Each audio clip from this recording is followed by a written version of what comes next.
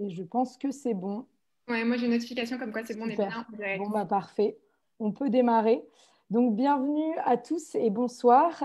Merci de tous nous écouter. On est ravis de vous accueillir dans ce live pour parler mode éthique et création responsable. Donc, enchantée, moi je suis Mathilde Léret, chargée des événements à la maison de crowdfunding de KissKissBankBank. Donc, pour le rappeler, KissKissBankBank, c'est le pionnier du financement participatif en France. Et on est une filiale de la Banque Postale. Donc, c'est une plateforme qui permet à tous de financer des projets entrepreneuriaux, créatifs et associatifs grâce au pouvoir de la foule et ainsi, à votre échelle, participer à un changement positif de la société. Pour ceux qui ne la connaissent pas, donc la maison de crowdfunding, c'est un lieu de rencontre qui est situé rue de Paradis dans le 10e arrondissement de Paris. Et c'est le lien entre notre plateforme et le public qui a pour vocation de permettre aux porteurs de projets de rencontrer leur communauté, donc qui est leur premier soutien. Le financement participatif, justement, donc, ça repose sur ces communautés et c'est vraiment important d'avoir ce contact physique dans l'entrepreneuriat. Donc, nous, on est là pour pouvoir soutenir ces projets.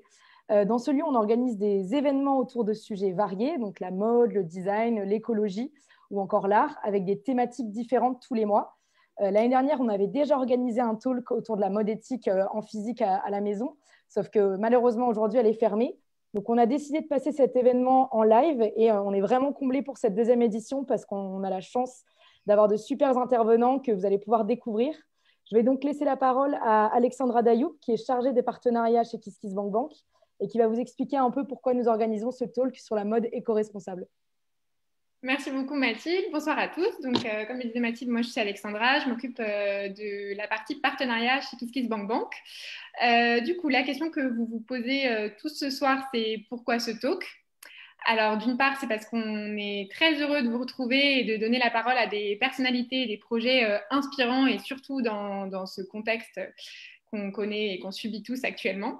Et d'autre part, parce que nous avons lancé sur la plateforme KissKissBankBank un appel à projets d'envergure nationale, de mode, de design, d'artisanat responsable qui vise par conséquent à valoriser des démarches engagées, des démarches citoyennes qui peuvent prendre différents aspects.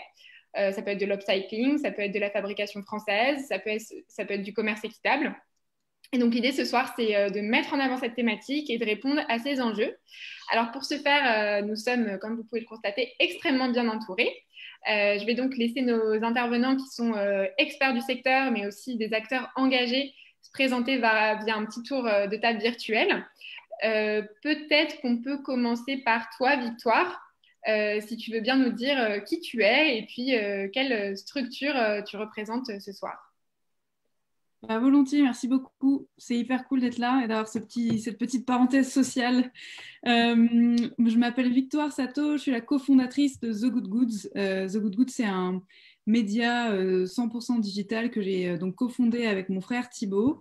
Et c'est un média dédié à la mode responsable au sens large. Donc, une mode engagée pour la cause environnementale et humaine, mais également des questions d'inclusivité, tout ce qui touche en fait à notre définition de l'éthique. On essaye de dessiner un nouveau média de mode tel qu'on voudrait que les médias de mode soient aujourd'hui, indépendants, avec une approche différentes, plus impartiales et qui permettent de redonner le pouvoir aux citoyens et aux citoyennes à travers des informations qui sont tangibles et concrètes sur à la fois les acteurs de la mode qui sont profondément engagés à la racine, un peu comme tous les intervenants de ce soir, et à la fois la transition des marques de mode historiques. On a également une plateforme donc, sur laquelle il y a un annuaire de référencement des marques éthiques selon 11 critères et qui est connecté à une cartographie des boutiques qui partout en France donc, permet aux utilisateurs et aux utilisatrices de retrouver ces points de vente physiques qui sont également marqués en Vitrophanie par un sticker depuis un mois référencé par The Good Goods, donc plus de 200 boutiques partenaires. Et on a un petit canal plutôt business qui est une chaîne de podcast qui s'appelle Onward Fashion et qui est le podcast des solutions business pour une mode durable où là on s'adresse plus à un profil donc pro et on essaye de faire en sorte de partager les bons tuyaux pour guider la mode dans son développement durable. Voilà.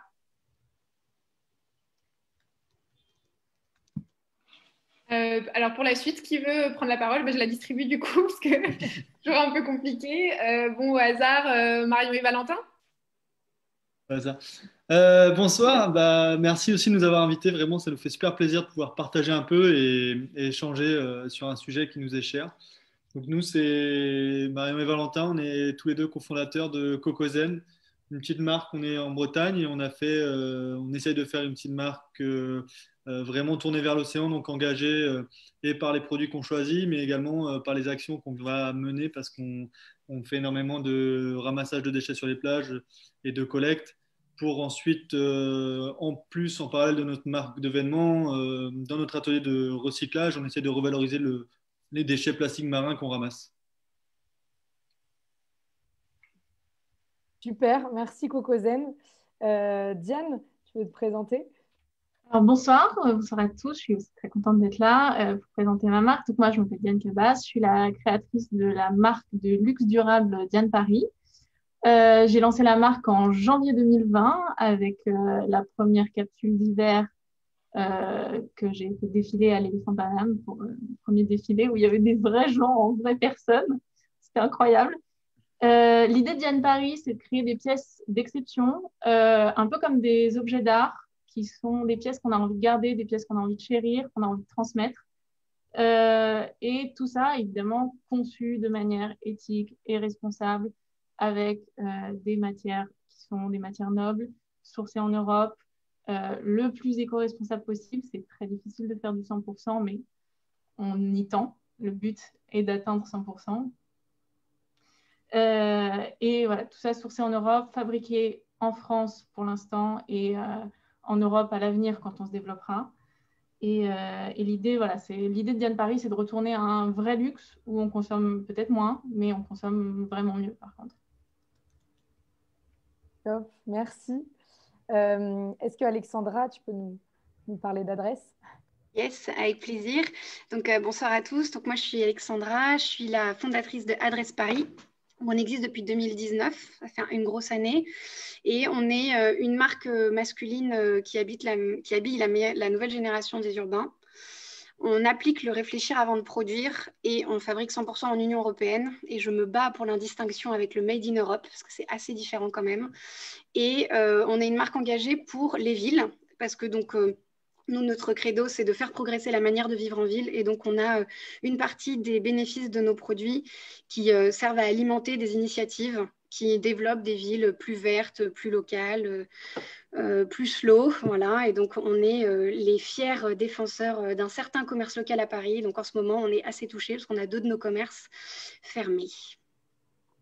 Bon, pas simple, mais bon. Julia, du coup, de Loom. Est-ce que tu es encore avec nous, Julia?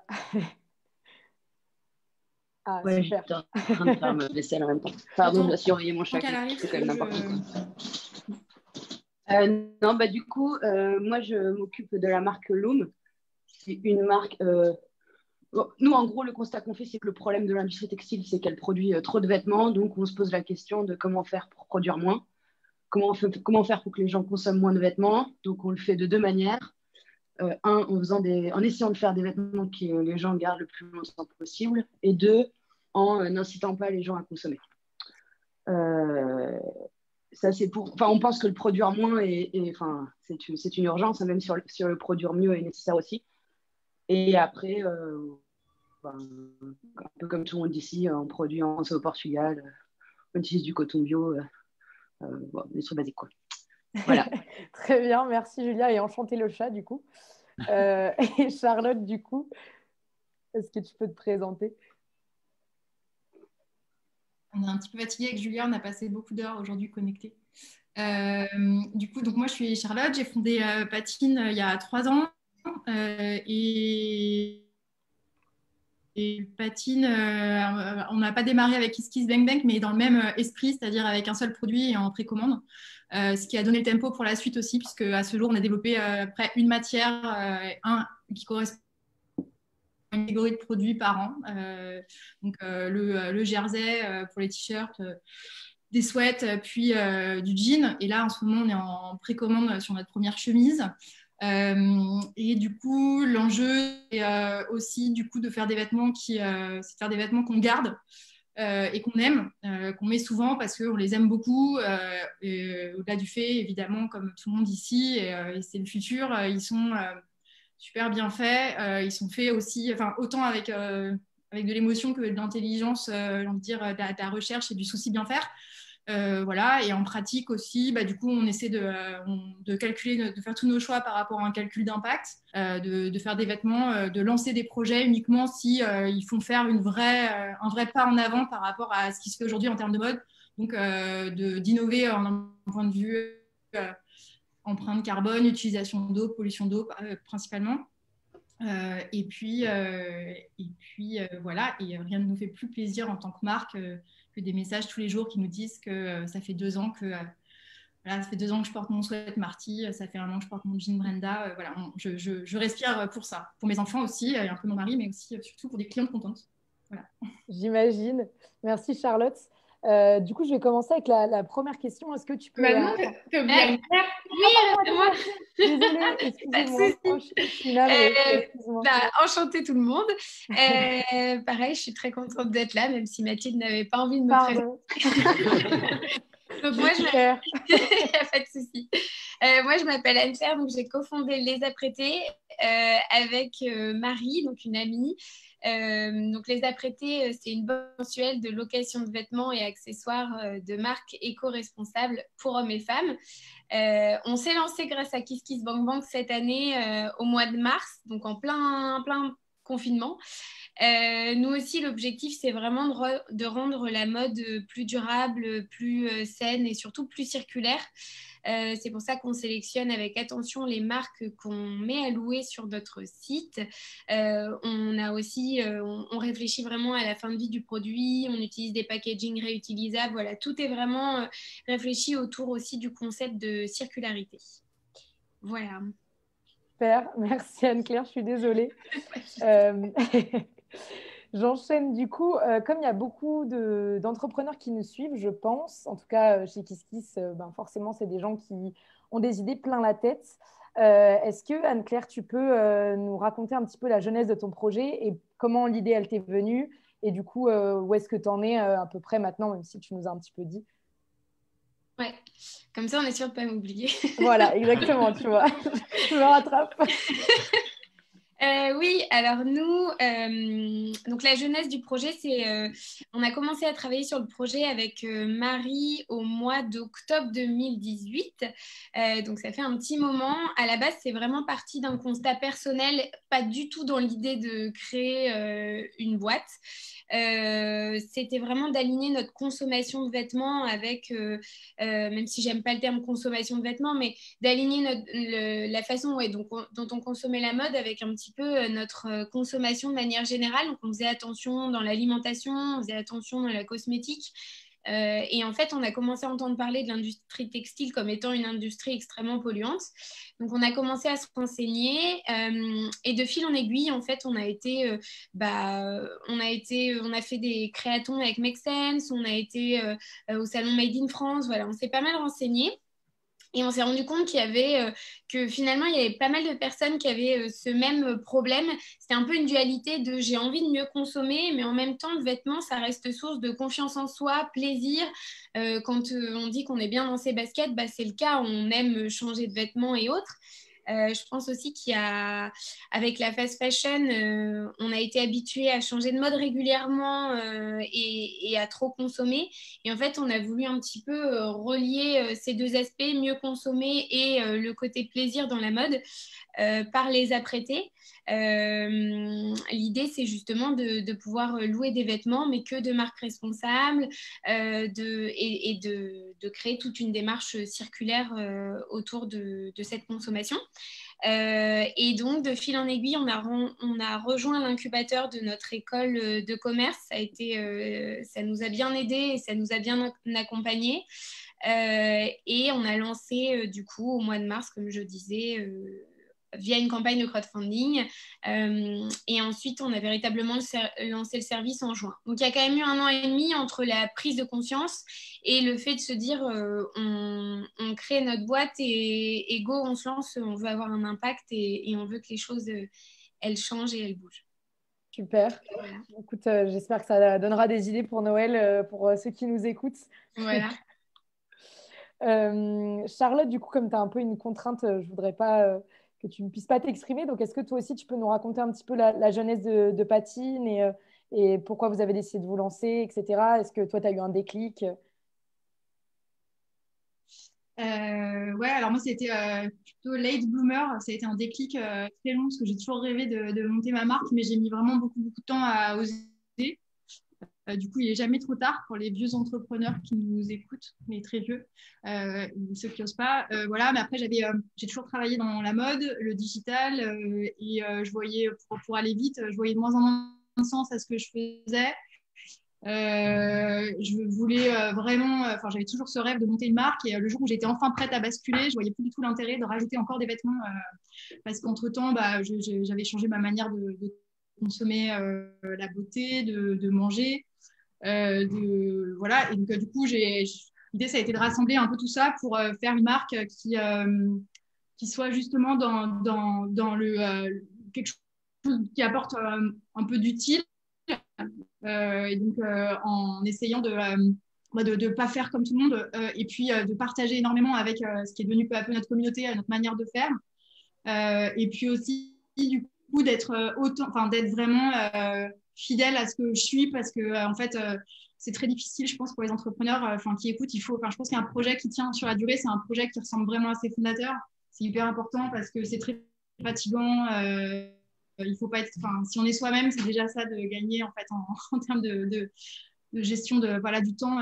Il faut faut que ce soit fidèle à soi. Et moi, j'ai en moi clairement cette tension entre adorer les vêtements, avoir vraiment besoin d'utilité et d'avoir envie de changer les choses et en même temps de faire moins. Une patine ressemble en fait à qui je suis quoi.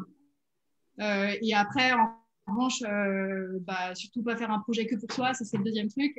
Et du coup, très tôt, en fait, avant de me lancer pour de bon, j'avais passé pas mal de temps à vérifier que ça plairait à d'autres qu'à moi. Que ce soit pas un ego trip.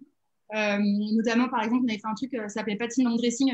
Pendant pas mal de temps, j'ai apporté des lattés, en fait. Alors, il n'y a pas le confinement, hein, mais j'ai apporté des cafés aux volontaires en échange de 1 heure dans leur dressing. Ce qui était vraiment génial et j'ai hâte de le refaire en fait pour parler mode, parler d'habits et du coup j'ai vu qu'il y avait tellement d'enjeux. J'étais pas la seule à m'entriper sur un sweatshirt, c'est aussi des souvenirs, un bon t-shirt, c'est un t-shirt de concert qu'on garde même s'il est usé. Ce rapport très émotionnel au vêtement et ça a aussi du coup beaucoup injecté ce que Patine s'efforce d'être ou de devenir quoi. Parce qu'après, c'est encore le début pour moi. À 3 ans, j'ai l'impression qu'on est encore minuscule et pas forcément en volume ou en taille. C'est pas le sujet. On n'a pas forcément envie de faire un gros projet aujourd'hui. Je trouve que c'est plus très moderne. Mais en tout cas, en termes d'essayer d'apporter quelque chose, c'est ça que je trouve chouette aussi dans l'entrepreneuriat aujourd'hui. C'est que tous, on essaie de faire des projets qui sont créatifs et pas juste responsables. Quoi. Pour moi, responsable, c'est le nouveau normal. Il faut être pionnier là-dessus, mais par contre, il faut apporter quelque chose. Et c'est là que plein de points de vue différents, c'est enrichissant par rapport à des marques mainstream qui lisent tout. Et voilà. Super, merci Charlotte pour ce témoignage. C'est très chouette en tout cas, cette idée de café, je ne connaissais pas du tout. Oui. Et en plus, donc, la chemise que tu portes, c'est donc la fameuse chemise patine du moment. Voilà. Exactement, ouais. Du coup, Victoire, Maëva arrive juste au moment où on allait enchaîner sur d'autres questions. Donc Maëva, on te donne la parole comme ça pour que tu puisses te présenter et présenter aussi les structures que tu représentes ce soir, puisqu'elles sont 2 en une personne. Donc à toi de jouer, voilà. Super, merci. Écoutez, moi je m'appelle Maëva Bessis et je travaille chez L'Exception depuis 8 ans, qui est un concept store dédié aux créateurs français, qui au début a démarré en proposant uniquement des créateurs français et puis par la suite, pour des problématiques de croissance, on a ouvert aux marques internationales. Donc, c'est des sujets que je connais et vous allez voir que moi, je me retrouve souvent le cul entre deux chaises, si je puis dire, avec cette problématique de mener à bien une boîte qui est rentable et qui peut embaucher 18 personnes et en même temps essayer d'avoir pleine conscience de ce qu'on représente dans l'industrie et de comment on a envie de faire avancer les choses. Et le projet, c'est la caserne. C'est un espace de 4000 m² dans le 10e. C'est la plus vieille caserne de pompiers de Paris, qui ouvrira ses portes en juin 2021 et qui se positionne comme un accélérateur de transition écologique. On a plusieurs programmes, dont un programme qui est dédié aux marques, qui sont des marques résidentes sur place. On en a sélectionné 25 qu'on va accompagner sur 3 ans en leur apportant formation, outils et réseaux. Je pourrais développer par la suite si ça vous intéresse. Et la deuxième chose qui est importante dans la caserne, c'est l'ouverture au grand public. Donc, avec une volonté de sensibiliser les gens sur qu'est-ce qu'un vêtement responsable et au-delà de la mode, qu'est-ce qu'une consommation responsable au quotidien. Et donc, 1500 m² ouverts au grand public avec restaurant végétarien, parce que ça passe aussi beaucoup par changer son alimentation. Une boutique L'Exception, du coup, qui distribuera uniquement des produits Smart Choice, une grande salle de conférence, une salle de bal, avec l'objectif de mettre la fête aussi au cœur du projet, avec une programmation que je pourrais vous détailler tout à l'heure si ça vous intéresse. Et voilà, et plein d'autres espaces, studio photo, showroom de matières premières responsables, Fab Lab, tout ce qu'il faut en fait pour aider les marques de mode à avancer plus vite sur ces enjeux de la transition écologique. Top, merci beaucoup Maëva, on a vraiment hâte de découvrir le projet et notamment moi en tout cas de faire la fête de manière responsable, ça, on te le garantit. Voilà, alors peut-être qu'on va passer à la question suivante qu'on avait préparée côté Kiss Kiss. Nous là on a une question au regard du contexte actuel, c'est selon vous quelle est la place ou quelle sera la place de la mode éthique et des nouveaux modes de consommation plus durables dans un contexte où on est avec des grandes entreprises, des grandes enseignes qui ont tendance à être privilégiées. Pour répondre à cette question, peut-être Victoire, tu veux commencer ? Ouais, je veux bien que tu me redises la deuxième partie, la place de la consommation durable et le lien avec les grandes entreprises, c'était quoi exactement ? Comment aujourd'hui la mode éthique elle arrive à survivre dans ce contexte où les grandes entreprises, les grandes enseignes, elles sont souvent encore beaucoup privilégiées aujourd'hui. Alors, il y a plusieurs manières de répondre à cette question. Je pense que du point de vue des marques, des marques de mode éthique, il y avait une vraie difficulté et un vrai challenge il y a peut-être entre 2013, donc l'événement du Rana Plaza qui a mis la puce à l'oreille de tout le monde et qui a un petit peu indigné tout le monde, mais qui ne s'accompagnait pas de changements concrets dans les pratiques de consommation. C'était plus un éveil des curiosités. Et puis, donc ces 3 dernières années, et il y a un gros coup d'accélérateur également depuis 6 mois, depuis le début de la pandémie et depuis la multiplication des scandales de type Ouïghour, de type Pay-Up, etc. Donc pour répondre à ta question et focus sur la question de la rentabilité et de la survie, à mon sens, elle ne se pose pas vraiment puisque c'est, je sais pas, l'évolution naturelle des mentalités, l'augmentation de l'accès aux informations justement sur ces scandales et sur les modes de consommation alternatifs mis à disposition des consos. Et donc, il y a une forme peut-être d'inversion dans la hiérarchie de la mode, une inversion dans la distribution des informations. Avant, il y avait une information qui était verticale, qui était issue de ce système mode, qui était un peu souverain, qui était très opaque et qui nourrissait comme ça les citoyens et citoyennes d'informations pour les pousser à la consommation. Aujourd'hui, il y a une inversion de pouvoir et du rapport de force qui est permise, donc, on l'a dit, par la multiplication des scandales, par les réseaux sociaux, l'accessibilité à ces marques et par l'effort de transparence qui est requis et qui est de plus en plus présent. Il y a plusieurs études conso. Alors, on est centré sur la France, en l'occurrence, là, en tout cas, je parle des consommateurs que je connais, mais qui montrent que particulièrement ces 6 derniers mois, en fait, les gens ont une tendance naturelle et une défiance naturelle en fait, envers les marques, une tendance à se renseigner davantage, une appétence pour l'écologie et sont plus concernés dans leur consommation, quitte à mettre un peu plus la main au portefeuille. Donc, je pense que c'est comme ça que les marques survivent. Elles survivent aussi parce qu'elles gagnent la confiance des consos en s'adressant directement à elles, en présentant des preuves tangibles de leurs engagements écologiques. Et comme l'a dit Charlotte aussi, elles défendent de plus en plus le droit d'être créatives et le droit d'être vraiment des marques de mode et pas seulement des marques qui sont éthiques et qu'on vient chercher pour ça, parce que c'est longtemps ce qu'on leur a reproché aussi. Donc voilà, il y a l'argument accessibilité d'information, argument créativité. Ensuite, il y a le fait qu'il y a de plus en plus de challenges pour les maisons conventionnelles, que ce soit les marques de fast fashion ou les autres, la grande distribution en général, pour il y a des tas d'arguments différents en cela. Il y a le fait que d'une part, quand on a une production qui repose sur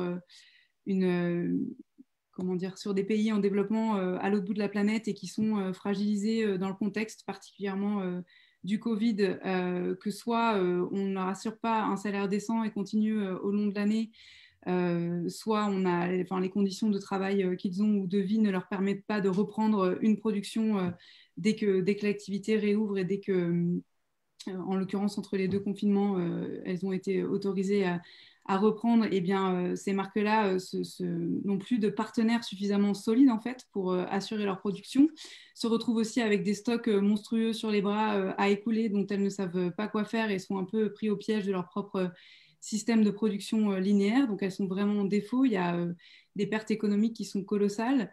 Donc, je pense que c'est assez récent et les marques de mode éthique ont vraiment leur épingle à tirer du jeu en ce moment. Mais pour moi, c'est plus une question de survie, en fait. C'est plutôt comment vont se répartir les parts de marché et la légitimité des marques responsables, elle est plus à démontrer.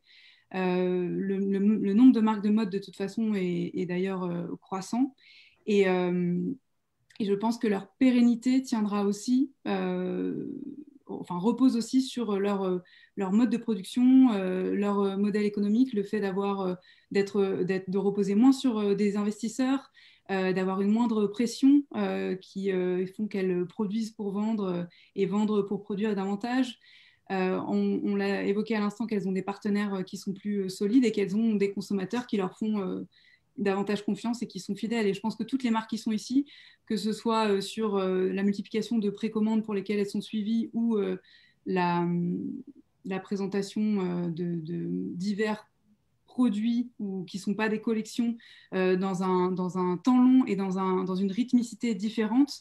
Tout ça est suivi par des consos. Je pense que Julia pourra en parler pour Loom. Et il n'y a pas du tout d'essoufflement avec le temps. Au contraire, il y a il y a une vraie augmentation de leur part de marché, quoi. Donc, je ne suis pas sûre d'avoir répondu très précisément à ta question, mais pour moi, il n'y a pas vraiment de débat de est-ce qu'elles vont survivre ou pas, c'est plutôt quelle place elles vont prendre et avec quelle rapidité par rapport au marché conventionnel. Et de fait, quelle va être la rapidité du marché conventionnel à s'adapter et à récupérer les bonnes pratiques issues de ces marques responsables pour se les approprier et transiter elles-mêmes de façon concrète. Merci beaucoup, Victoire. Peut-être des réactions par rapport à tes propos, Julia. Est-ce que tu es d'accord avec Victoire? Comment toi, ta marque s'impose ou se développe, se construit vis-à-vis des grandes enseignes? Ouais, moi, je pense que j'ai une vision biaisée parce que du coup, je connais pas tout le marché, je connais que ma marque et du coup, les retours de quelques autres marques amies, dont Patine, 1083, Opal, ces trucs-là. Et du coup, je pense pas que le fait d'être durable, ça a un impact sur... en ce moment, ça n'a pas un impact sur ton potentiel de réussite ou pas. Je pense que le vrai critère discriminant, c'est si tu étais online ou physique, quoi. Mais là, c'est pour prendre juste la crise actuelle. Là, on voit très bien que c'est ceux qui sont sur le online, ils marchent bien et les autres sont en souffrance, peu importe s'ils sont éthiques ou pas, quoi. Et après, en termes de réussite business, pour moi, éthique ou pas éthique, tu peux réussir à avoir des business qui marchent, quoi. La différence, c'est qu'un business éthique, il fera moins d'argent. Il y a un truc, ça coûte cher d'être éthique, quoi. C'est juste que tu payes des trucs que les autres ne payent pas. Donc, moi, je pense qu'il pourrait y avoir un nouvel Asos ou un nouveau Primark qui se lance aujourd'hui et qui cartonnerait. Comme je pense qu'il peut y avoir aussi un nouveau Veja ou un nouveau Patine qui se lance aujourd'hui et qui cartonne. Et, mais bon, c'est juste que le nouveau Veja ou le nouveau Patine, ils ne vont pas s'acheter la même voiture, quoi. C'est sûr. Alexandra, je te vois lever la main. Parce que sur ça, je trouve qu'il y a pour les porteurs de projets qui se posent des questions de lancer des marques éthiques, il y a quand même des motifs d'espoir et des beaux leviers à aller exploiter pour eux, parce que les grandes enseignes, elles ont été un peu gâchées leur grosse marge dans, un, de la promo et deux, des modèles de distribution pas efficaces. Et en fait, déjà, en travaillant sur ces deux points-là, ça ouvre un champ, alors bien sûr, sans faire autant d'argent que ces grandes enseignes-là, mais ça ouvre quand même une porte à la rentabilité en maîtrisant le modèle de promo, voire en n'en faisant pas, et surtout en faisant de la distribution efficace. Donc, digital, si c'est ce à quoi vous croyez, digital et local, si c'est ce à quoi vous croyez. Donc, nous, chez Adresse, c'est ce qu'on fait. Et donc, je trouve que pour aujourd'hui, il y a une porte un peu pour les jeunes marques de mode éthique en déjà travaillant sur ces deux sujets-là. Et ensuite, l'autre outil formidable, et là, c'est pas pour faire la pub de KissKissBankBank, parce que nous aussi, on s'est lancé en pré-vente, c'est pas sur KissKissBankBank, désolé, mais c'est la prochaine fois. La prévente, c'est un super outil pour capter le consommateur au moment où en fait il est dans une démarche où il va réfléchir à son achat. Donc il y a une phrase qui est The first step to slow fashion is asking why before you buy. Et en fait, la prévente, c'est exactement ça. Ça force le consommateur à se demander plus pourquoi, notamment parce qu'il va devoir attendre. Donc, il doit se poser un peu plus la question de pourquoi il fait son achat. Et en fait, certes, ça peut être un inconvénient parce qu'on va perdre certains consommateurs, mais à l'inverse, ceux qu'on va gagner, on va avoir l'occasion de vraiment les évangéliser. Là, nous, on est en lancement ce soir, il y a quelques minutes, d'un nouveau modèle de blouson polaire qu'on avait éventuellement le choix de ne pas faire en prévente. Et on a choisi la prévente parce qu'on a vraiment envie que les gens s'intéressent aux atouts de ce produit. Voilà, c'est un produit qui contribue à nettoyer les océans, Cocozen, s'il faudra qu'on se parle un jour. Et, donc, je trouve que pour des marques de mode éthique, la prévente, réfléchir le modèle de promo qui de toute façon n'est pas viable, et refaire des modes de distribution efficaces et des opportunités. Et plus en nombreux on sera, plus on redéfinira les standards de qualité. Et aujourd'hui, on se rend compte qu'en fait, le consommateur, il est en droit d'attendre une qualité bien supérieure à ce qui est offert. Et ça commence à se voir quand même. Donc, il faut être nombreux. En effet. Marion et Valentin, peut-être est-ce que vous voulez rebondir? Vous êtes assez récent au final. Vous pouvez nous parler un peu de Cocozen et de cette histoire-là et comment vous percevez ce marché maintenant que vous êtes dedans? Ouais, bah, moi c'est vrai que je suis d'accord avec Julia, surtout surtout pour les éventuels porteurs de projets, il faut pas se leurrer, quoi. On va pas, quand tu veux faire de l'éthique et que tu veux faire du responsable vraiment poussé, faut pas espérer faire des marges à x10, quoi. On est sur des prix ultra justes, même plutôt perdants, on va dire. Moi, nous, ça fait 2 ans maintenant. Si tout va bien, on sort le premier salaire ce mois-ci ou le mois prochain, quoi. Et quand je parle de salaire, je parle de 800 euros et un seul salaire. Donc, faut pas. Après, bon, c'est chacun. Nous, on a tout, on est autodidacte, donc forcément, j'imagine que, comme dit Alexandra, si jamais on a comment dire, des facilités en communication, etc., on va exploser plus vite. Mais voilà, moi, c'est vraiment ça. Et après, pour revenir à la question initiale, c'est vrai que faut pas. Enfin, moi, je trouve que le consommateur est en train d'évoluer énormément. L'éducation est en train de bouger, c'est génial, mais on subit encore énormément des fausses informations et surtout du marketing et de la communication mensongère. C'est impressionnant. Moi, je le vois aux commentaires qu'on prend de temps en temps. Les gens ont l'impression de vraiment maîtriser le sujet et ils arrivent avec des commentaires complètement faussés parce qu'ils ont entendu ça sur d'autres marques soi-disant très éthiques ou etc. Et voilà, nous, je trouve que c'est ce qu'on subit le plus en fait. C'est vraiment cette mécompréhension ou cette méconnaissance en tout cas de ce qu'est vraiment une marque réfléchie de A à Z, voilà, avec le boulot qu'il y a derrière, quoi. Je voyais que Diane, tu avais envie de réagir. Oui, bah, alors parce que moi je suis styliste de formation, ça fait 10 ans que je travaille dans la mode traditionnelle, on va dire. Je travaille dans le prêt-à-porter, j'ai travaillé dans le luxe, j'ai passé 5 ans dans la maison Léonard, j'en sors depuis 1 an tout fraîchement pour justement me consacrer à mon projet. Du coup, je ne suis pas forcément super d'accord avec ce que j'ai entendu sur les histoires des marges et tout, parce qu'au final, je pense que faire une marque éthique, si on y réfléchit dès le début, il n'y a pas de raison qu'on ne puisse pas se faire de l'argent avec. C'est normal qu'on se fasse de l'argent avec nos marques. C'est pour ça, c'est un business. Au bout d'un moment, c'est très beau. On a tous des très belles intentions, mais il faut aussi se dire qu'on fait du business. Et du coup, je sais pas, je trouve que ce modèle de se dire on ne va pas se faire de l'argent parce qu'on a plus de choses à payer, c'est pas vrai. Il faut le prendre en compte. Il faut l'intégrer à nos business plans, il faut l'intégrer à ce qu'on fait. Et bon, alors moi, du coup, ça fait que j'ai des produits qui sortent chers parce que c'est ce que je paye et que effectivement, d'avoir des belles matières, des matières nobles, de faire en Europe, de faire en France, ça coûte cher. À la fin, on a des produits qui sortent chers, mais c'est le prix juste que le client doit payer. Et c'est aussi, ça fait partie de cette éducation du consommateur, je trouve, de comprendre qu'un t-shirt qui sort à 5 balles, ça ne devrait pas exister. Ce n'est pas possible de sortir un t-shirt à 5 balles. Ça veut dire qu'il y a des esclaves derrière qui l'ont fait. Donc, je trouve que c'est un peu se cacher derrière un truc de dire on ne peut pas faire de l'argent. C'est pas vrai, on peut faire de l'argent. C'est juste que ça fait partie de cette éducation. Alors après, pour répondre à la question aussi, moi, je suis assez positive sur l'avenir de la mode durable parce qu'au contraire, je pense que ça va rentrer dans les mœurs. Il y a de plus en plus d'initiatives. On le voit aujourd'hui, c'est super, il y a plein de trucs. Vous faites tous des trucs géniaux.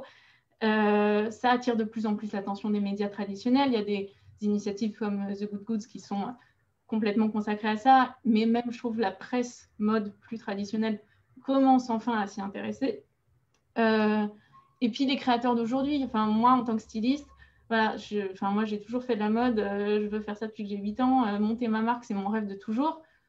Quand j'en suis arrivée maintenant à ce stade où je me suis dit, allez, c'est bon, je me lance, évidemment que j'ai pris en compte ces enjeux environnementaux, les enjeux humains, l'impact que ma marque va avoir sur le monde. Et je pense que tous les créateurs qui se lancent maintenant vont prendre ça en compte. Du coup, je trouve que l'avenir est assez positif. Peut-être que les marques établies, c'est un peu plus lent de faire la transition, de se mettre un peu dans le mood, parce que pour avoir travaillé avec eux, c'est des process qui sont en place depuis des années parfois, pour les grosses maisons. Je travaillais chez Léonard, ils ont été fondés en 1958. Ouais. Bon, ils ont des process de collection qui sont créés depuis 1958. Donc, pour se mettre à la page, même s'ils ont toutes les meilleures intentions du monde, c'est lent. Mais je pense qu'il y a quand même une prise de conscience à tous les échelons, que ce soit des fournisseurs jusqu'aux consommateurs. C'est peut-être un peu lent, mais c'est sûrement. Peut-être, Maëva, du coup, je te vois pas mal hocher la tête. Peut-être tu peux réagir aux propos qu'ont tenus nos 3 marques. Parce que toi, tu as cet angle business, tu vas accompagner dans le cadre de la caserne de nombreux porteurs de projets. Il va se poser du coup la question du business model, des modes de production. Peut-être quels sont tes commentaires face à tout ça? Ouais, moi, je suis assez d'accord avec Diane sur le fait qu'une marque, c'est un business et que dans ton business model, il faut réussir à faire de l'argent parce que c'est ce qui te fera vivre toi aussi. Et si tu veux que ta marque, elle dure, elle perdure, il y a vraiment cette notion de business qu'il ne faut pas enlever et dont il ne faut pas avoir honte. En France, on a l'impression que si on gagne de l'argent, c'est pas bien. Et non, c'est bien de gagner de l'argent et c'est encore mieux de le faire de façon responsable. Donc ça, c'est le premier point. Le deuxième qui me paraît assez important à soulever, c'est le fait qu'il ne faut pas, à mon avis, opposer les marques responsables et les grandes enseignes. Parce que si notre objectif ultime, c'est de faire en sorte de protéger la biodiversité et de réduire les émissions de CO2, finalement, la solution à ce problème, elle se trouve au sein des grosses marques. Parce que c'est eux qui font le plus de dégâts, donc c'est à eux de se transformer. C'est super qu'il y ait beaucoup de jeunes marques responsables qui naissent, et ça pousse les grosses marques à se dire attention, il y a des gens qui arrivent sur le marché, il faut qu'on se transforme, etc. Donc, c'est vraiment une pression qui est hyper positive. En revanche, quand tu fais un peu l'analyse globale et que tu prends un peu de hauteur, tu te rends compte que malgré toute la volonté des jeunes marques, le poids, l'impact, il se situe au niveau de ces grosses marques. Donc, c'est ces grosses marques-là qu'il faut faire changer. Et honnêtement, il y a 2 ans, quand on parlait de ces sujets et qu'on voyait un peu ce que tout le monde, ce que les grosses marques, il y avait beaucoup de blabla, on est là par opportunisme, voilà. Aujourd'hui, je trouve qu'il y a des vrais changements qui s'opèrent et on peut prendre l'exemple du Black Friday, tu vois, tu peux quand tu regardes un peu les marques qu'ils font et celles qui disent non, stop, même si ça va être dur pour moi de faire le même chiffre que l'année dernière sur l'année, et ben, cette année, je ne le fais pas. Et ben, tu vois que voilà, il y a des marques qui prennent position. Je pense à Aigle, par exemple.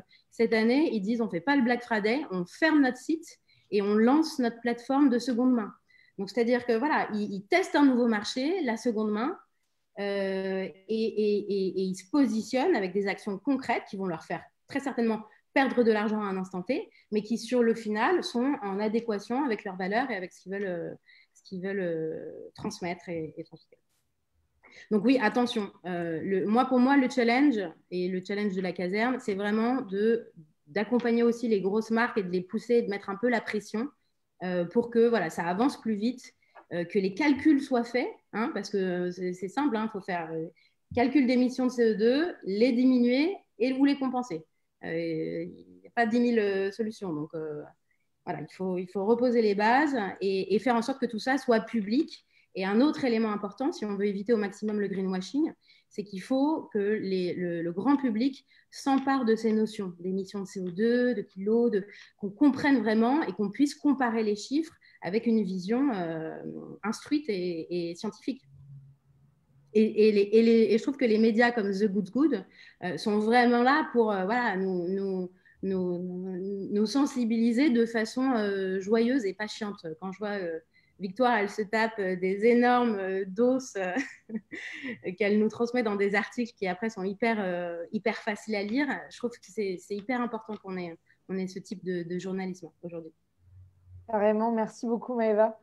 J'ai vu qu'Anne-Claire, tu avais levé la main, je ne t'oublie pas cette fois. Alexandra Dayoub, ton micro il est éteint, je crois que tu essayais de parler au passage. Mais... Oui, je disais qu'après, ce serait chouette aussi de t'entendre, Victoire, en réaction aux propos de Maëva, parce que je sais que sur le site de Good Goods, on a un lexique très clair de toutes ces notions liées à l'éco-responsabilité. Qu'est-ce que c'est en fait quand on achète un produit dit bio? Qu'est-ce que c'est que le label Ecotex? Et comment en fait l'information peut inciter le consommateur? Donc, on laisse parler Anne-Claire et après on te laisse enchaîner. C'était juste une toute petite réaction. Donc moi, je suis assez d'accord avec ce qui a été dit, notamment par Maëva, et on a vraiment besoin aussi des gros acteurs de l'industrie pour faire bouger en fait toutes les lignes de l'industrie de manière générale. Et il y a des belles initiatives qui se mettent en place. Par contre, un point qu'on oublie, je trouve, c'est que j'ai l'impression que c'est de plus en plus clivant. Il y a une partie des consommateurs qui se rendent véritablement compte, qui s'intéressent à tout ce qui est consommation plus responsable. Et en parallèle, ce qui s'est développé et ce qu'on voit beaucoup quand même sur la toile et dans la façon de communiquer, c'est qu'il y a de plus en plus des influenceurs qui sont suivis par parfois des millions de personnes et qui pousse carrément à la consommation parce que ce qu'on voit, c'est des changements de tenue tous les jours, c'est la promotion de marques non responsables, c'est vraiment la promotion de la consommation à outrance qui s'est développée en parallèle aussi des acteurs par contre beaucoup plus responsables. Donc je trouve qu'il y a une prise de conscience, mais cette prise de conscience, elle n'est pas du tout encore... tout le monde n'a pas encore pris conscience, je pense, de l'urgence climatique et de cette nécessité de changer nos façons de consommer. Et c'est aussi soit via des médias comme The Good Good, soit des influenceurs green, soit voilà, je pense qu'au fur et à mesure, c'est ce qui va faire que ça va changer, mais il ne faut pas oublier qu'il y a aussi toute une partie de la population qu'on doit encore réussir à attraper et leur faire comprendre de l'importance de vraiment changer les comportements et les façons de faire. Parce qu'on voit quand même beaucoup... il suffit de regarder Instagram et de regarder les comportements sur Instagram. Donc, clairement, ça c'est sûr. Victoire, est-ce que tu veux rebondir du coup là-dessus? En fait, c'est intéressant ce qu'a évoqué Maëva et ce qu'a évoqué Valentin aussi. Ça résume bien ce qu'on essaie de faire avec The Good Goods. En fait, notre rôle, c'est de redonner vraiment l'information et donc le pouvoir côté conso et le faire de façon non punitive, la plus impartiale possible et en étant cérébral mais sans être chiant. Et la mode cérébrale, c'est un truc, enfin c'est deux termes qui historiquement ne sont pas du tout censés être associés.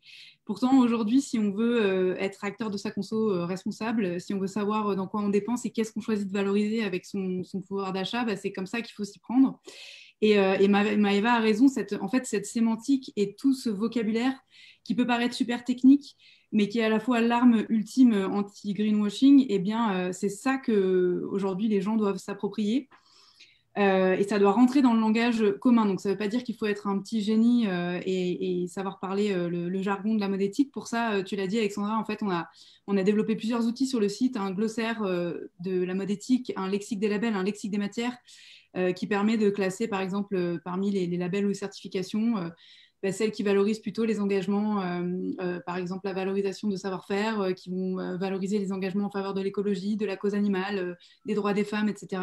Ce qui amène une autre notion hyper importante et complexe, qui est celle de l'intersectionnalité en fait de toutes ces disciplines quand on parle de mode éthique au sens large. Et c'est ça qui rend la chose si complexe à transmettre aussi aux consommateurs et à nos lecteurs.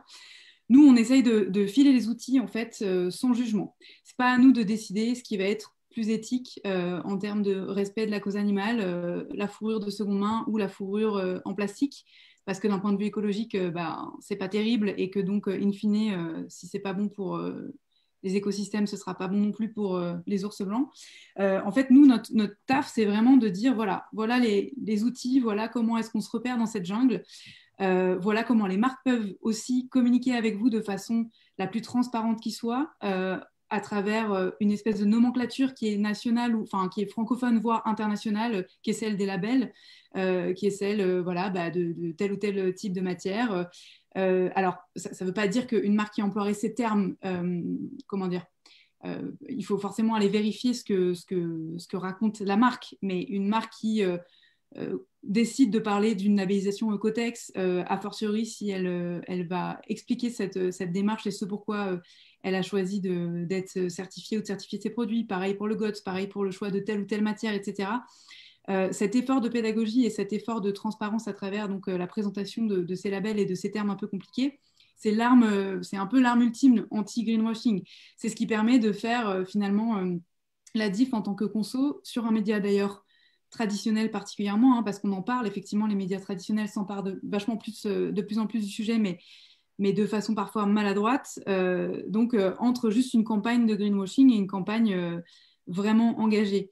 Parce que entre une présentation d'un communiqué de presse qui dit regardez comme cette collection est cool, elle est green, ultra durable et elle protège notre planète, versus ma future collection, on la propose en précommande en quantité limitée, elle est certifiée Ecotex dans un atelier qui est lui-même labellisé GOTS et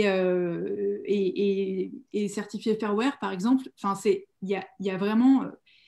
c'est fin, en fait, quand on y pense, mais c'est des mots qui sont hyper impactants et qui ont un sens.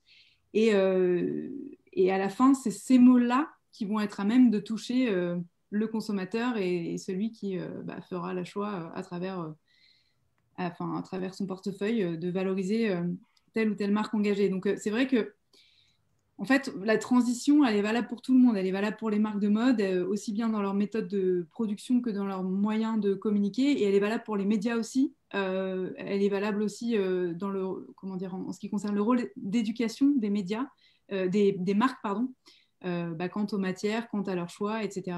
Et je pense qu'on est dans une phase un peu chiante, là, ces 5 dernières années, ces 10 prochaines années, de structuration et de redéfinition de ces termes, de nos méthodes de production, de la part des institutions aussi, de légifération, etc. Et qu'on avance ensemble dans ce bourbier un petit peu à tâtons. Et nous, on essaye de faire notre part, comme le disait Maëva, en récupérant des informations qui peuvent être indigestes et complexes et en essayant de les synthétiser de la manière la moins chiante et la moins punitive possible pour le conso. Top, merci beaucoup Victoire. On salue peut-être une nouvelle petite participante, la co-créatrice de Patine, on dirait. Et ton micro qui est débranché, Charlotte.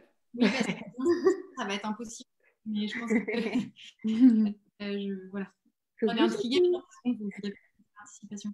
Je sais que Julia de Loom doit nous quitter bientôt. Julia, je ne sais pas si tu voulais rajouter des choses par rapport à tout ça ou nous raconter aussi un petit peu peut-être comment toi tu vis la situation actuelle pour Loom.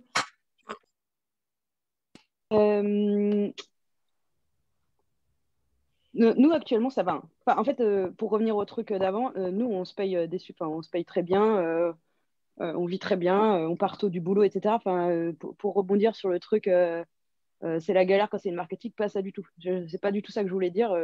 Je vis méga bien, j'ai jamais aussi bien vécu de ma vie. C'est juste qu'il y a peu de chances que j'ai une Rolex avant 50 ans, quoi. Mais, Oui, on se doute. Et c'est pas très grave. mais c'était C'est clair. Quoique Rolex, en vrai, je me suis renseignée. Bon, bref. Non, et du coup, juste sur le truc Non, mais non, j'ai rien d'autre à ajouter, en fait. Non, mais je ne veux pas dire des trucs pertinents par rapport à ce qui a déjà été dit. Bon, merci Julia en tout cas. Alexandra, peut-être que tu voulais dire quelque chose? Non? Je ne sais pas si tu as levé la main. Non, pardon, excuse-moi. Ok.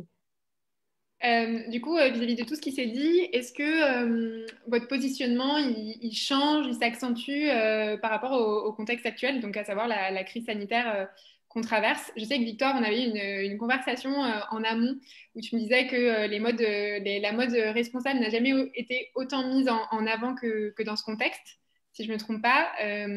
Voilà, qu'est-ce que vous en pensez, vous, en tant que porteur de projet notamment?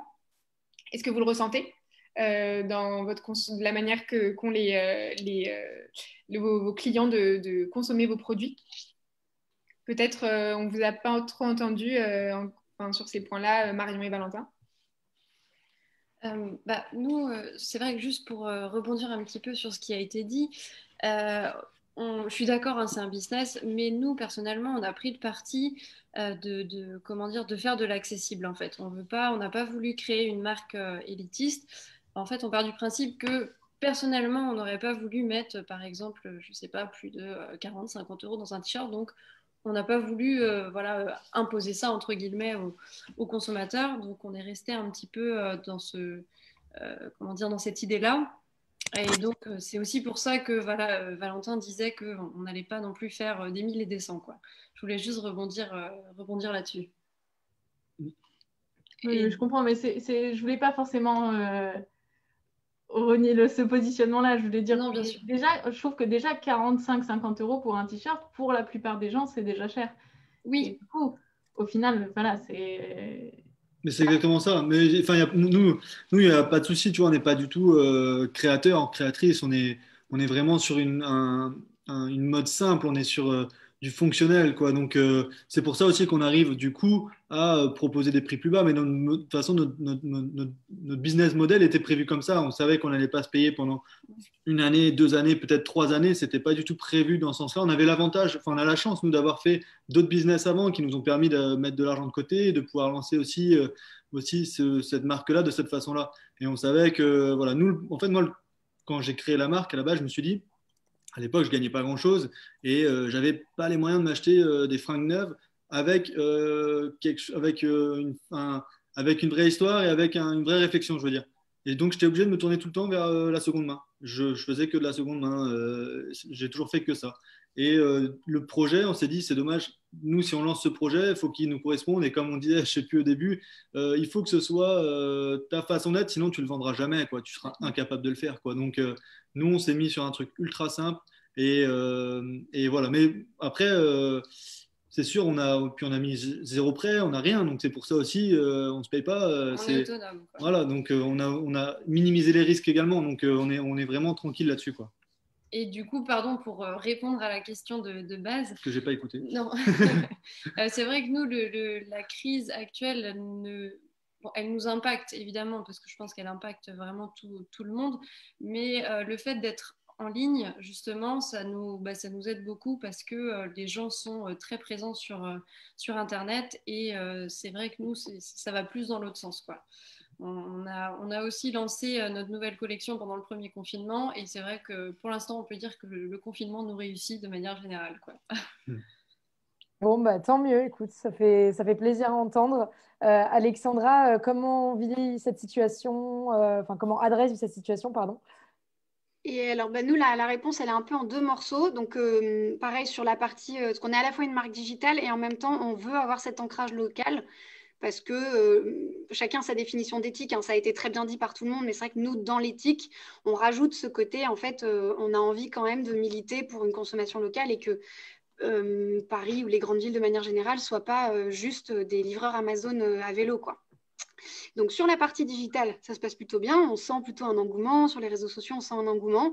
Et en fait, l'enjeu, nous, ça va être de sortir de cette crise en étant droit dans nos bottes sur le maintien du local, ce qui nous oblige à quand même à assumer quand même des pertes parce qu'on maintient des équipes, on maintient des loyers, etc. Donc voilà, réponse un peu en double teinte sur la partie locale. En revanche, tu parlais des processus qui ont été accélérés.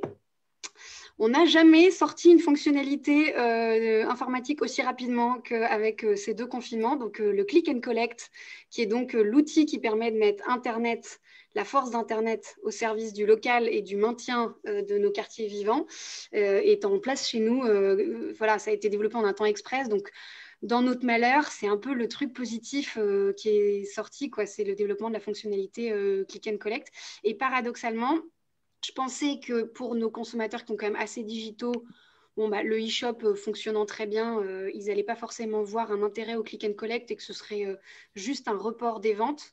Et en fait, il y a des gens pour qui, en tout cas dans notre audience, parce qu'on essaie de toucher des gens qui sont sensibles à un certain type de vie dans les villes et à contribuer à donner une forme par notre consommation aux villes. Et donc, dans notre audience, en fait, il y a des gens qui valorisent le click and collect plus que le e-shop classique, quoi. Donc, ce n'est pas deux fonctionnalités redondantes. Ok, top.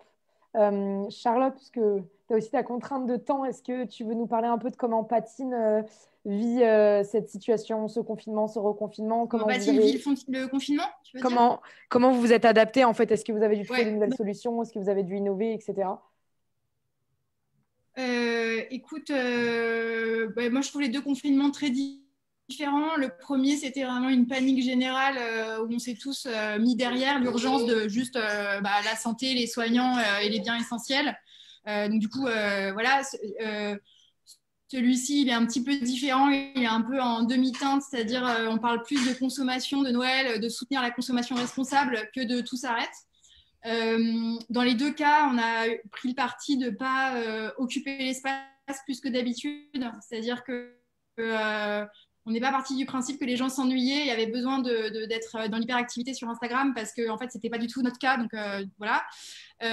Donc on a, voilà. Après, on s'est adapté. Moi, la difficulté, elle n'est pas tant sur les commandes ou voilà parce que on est de toute façon quasiment que digitaux et avec une communauté quand même très très proche, donc confinée ou pas, elle a le même engagement, la même présence, voire ça la renforce dans le fait qu'elle est contente que Patine soit là parce que avec ce monde qui est n'importe quoi, ça fait du bien, un peu de bon sens qu'on n'est pas les seuls à avoir, mais voilà. Je pense que l'impact, il est plutôt pour nous sur la partie prod. Où en fait, il ne faut pas oublier qu'il n'y a pas que la France qui est confinée, il y a le Portugal, l'Italie, voilà, c'est difficile aussi. Et du coup, nous, l'impact, il est plutôt de savoir que nos confectionneurs, ils font que de faire du stop and go, fermer dès qu'il y a un cas. C'est aussi le fait de bosser de faire fabriquer avec des partenaires responsables, c'est qu'ils prennent la santé de leurs employés à cœur et que du coup nous on peut juste leur souhaiter que ça aille mieux et attendre et s'adapter, quoi. Et c'est là qu'on est content d'être pas trop gros, hyper agile et de pouvoir communiquer directement avec nos clients pour expliquer que en fait ils vont pas être livrés de leur souhait tout de suite parce qu'en fait il y a un cas de Covid et donc on va attendre 2 semaines de plus, ou que cette fois-ci ça va être la précommande. Par exemple en mai dernier on devait lancer nos dénimes et puis l'Italie c'était complètement fermé, quoi. Donc du coup on avait fait une précommande en disant on vous livrera en juillet, faites-nous confiance si vous voulez, et puis ça a très bien fonctionné, mais c'était sincère en disant on ne peut pas fabriquer tout court. Donc voilà, l'impact il est surtout sur la prod et c'est pas facile évidemment parce que Noël arrive et nous on n'est pas une marque très rythmée par le marronnier commercial, n'empêche que Noël c'est quand même un moment où il y a une raison d'acheter autre que pour soi, et donc faire découvrir Patine pour nous c'est cool. Et pour l'instant, j'ai pas mes stocks de Noël, hein. Enfin, on va être clair. Voilà, et en fait, heureusement, j'ai une structure légère, adaptée à ça, et ça donne aussi, je trouve, c'est quelque chose aussi. Peut-être pour les entrepreneurs, ceux qui se posent la question, porteurs de projets, de lancer, c'est de réfléchir à quelle structure ils veulent aussi en termes d'agilité. Enfin, je pense que personne ne veut faire des promotions pour faire des promotions. En fait, il n'y a pas le diable sur Terre. C'est aussi que ça vient d'une manière de fonctionner, d'une lourdeur parfois de mode de production et rythme de vente. Je pense que c'est important de se dire que on veut pouvoir être agile au sens toujours faire primer le bon sens, la santé de son équipe ou des partenaires et la bonne attitude, la bonne posture par rapport à ses valeurs et du coup de construire le business model qui va avec, quoi. Après, pour reboucler peut-être sur le sujet du tout début, je pense que c'est important aussi de ne pas lancer une marque pour vouloir gagner de l'argent. Par contre, ça ne doit pas être le but parce que ça ne suffira pas du tout à tenir sur la durée. Ça doit être avant tout la passion franchement, de ce qu'on fait, quoi. Il me semble, hein. Après, il y en a qui réussissent très bien, on en connaît, hein, voilà, mais moi, ma façon de voir les choses, c'est ça. Et ensuite, en revanche, de faire un business model sain. Un business model sain, c'est un business model avec une marge qui permet de se développer, de financer l'innovation et de financer des belles matières, etc. Et ça, du coup, c'est hyper important d'avoir ce regard-là. Et si on l'a pas, de s'entourer de quelqu'un ou d'aller chercher quelqu'un qui comprend ces sujets financiers pour justement se donner la liberté de faire des belles choses. En fait, on ne peut pas faire des belles choses sans un business model qui soit sain et donc qui dégage une marge suffisante pour se développer, quoi. Ça, c'est vraiment important. Voilà, donc après, on est au jour le jour. La chemise, ça se passe bien. Et puis, Noël, j'espère que j'aurai mes stocks. Et en même temps, si je ne les ai pas, on vendra du vin bio. On trouvera une solution. Bon, ouais, on croise les doigts pour vous. Et je pense qu'il y a pas mal d'entrepreneurs qui nous écoutent et de futurs créateurs qui prendront bien note de tous tes conseils. Merci beaucoup. Diane, toi qui t'es lancée il n'y a pas si longtemps et qui est dans le luxe. Ah, tu t'en vas du coup, Charlotte? Au revoir, Charlotte. Pardon. Toi qui es dans le luxe, c'est peut-être un peu différent aussi. Comment tu vis la chose? C'est assez compliqué. Là, honnêtement, moi, du coup, j'ai fait mon premier défilé juste avant le premier confinement et du coup aussi mon premier showroom pour le B2B. Bon, toutes les touches que j'avais eues sur mon premier showroom, à partir du moment où le confinement est tombé, j'ai eu aucune confirmation de commande. Donc, ça a été, tout mon business plan est tombé à l'eau. Donc, financièrement, ça a été très compliqué. Donc, heureusement, il y a eu la campagne Kiss Kiss que j'ai fait pendant le premier confinement qui m'a clairement sauvé la vie parce que j'aurais pas pu continuer sur une saison d'été sans Kiss Kiss. Ça n'aurait jamais marché. Le deuxième confinement, ça se présente quand même mieux. Il y a plus d'opportunités qui s'ouvrent. Je pense que les gens sont aussi plus préparés. Donc ça va mieux. L'horizon s'éclaircit. Mais voilà, ça reste une situation qui est exceptionnelle. Heureusement qu'on a les précommandes en B2C parce que ça aussi, ça nous sauve la vie. Mais voilà, je suis très, très loin de mon business plan prévu que j'avais projeté quand j'ai commencé en 2019, que j'avais fait mes calculs et tout. Là, c'est complètement autre chose. Donc, c'est pas grave. Faut juste, voilà, faut être créatif, faut rebondir, faut trouver des nouvelles façons de faire, des nouvelles façons de vendre. On n'a pas les deux pieds dans le même sabot. Donc voilà, faut juste envisager les Fashion Week différemment. Envisager, voilà, on a fait un défilé digital complètement fait maison pour la saison d'été parce que voilà, on était encore en Covid, équipe extra réduite. Donc heureusement, et une super équipe principalement bénévole qui me soutient et qui m'aide parce que tout seul c'est très compliqué, mais et du coup on a pu sortir une deuxième capsule d'été en pensant la collection différemment, en essayant de trouver des nouvelles méthodes et puis il faut pas se forcer à faire pour faire. Je trouve en tout cas dans le luxe on a tendance à faire table rase tous les 6 mois, hop, on refait une nouvelle collection, celle du mois avant, c'est bon, à la poubelle. Moi, c'est pas du tout comme ça que j'envisage les choses. Chez Diane Paris, on a des collections qui s'imbriquent les unes dans les autres et ça marche un peu comme un engrenage en fait. On a l'idée de se dire, le produit, on va lui faire allonger sa durée de vie. Et du coup, on va avoir un même produit qui va se retrouver sur plusieurs saisons différentes. Et dans 5 ans, ma collection, elle n'aura plus rien à voir, mais il n'y aura pas eu de rupture. Ça aura été des capsules qui se seront imbriquées les unes dans les autres. Et ça m'a un peu sauvée aussi parce que d'avoir déjà prévu ça à l'avance et de savoir que je n'allais pas devoir refaire une collection de zéro et développer une collection de zéro comme ce qu'on fait normalement dans une marque de luxe comme la mienne qui fait de l'événementiel, des robes de soirée, etc. Normalement, on ne représente pas 6 mois plus tard la même robe. Là, moi, je n'ai pas honte de représenter 6 mois plus tard la même robe. Ça fait partie de mon identité de marque, c'est pas grave. Elle est stylée différemment, je lui ai changé les boutons, ou même pas, parfois, c'est parfois exactement la même.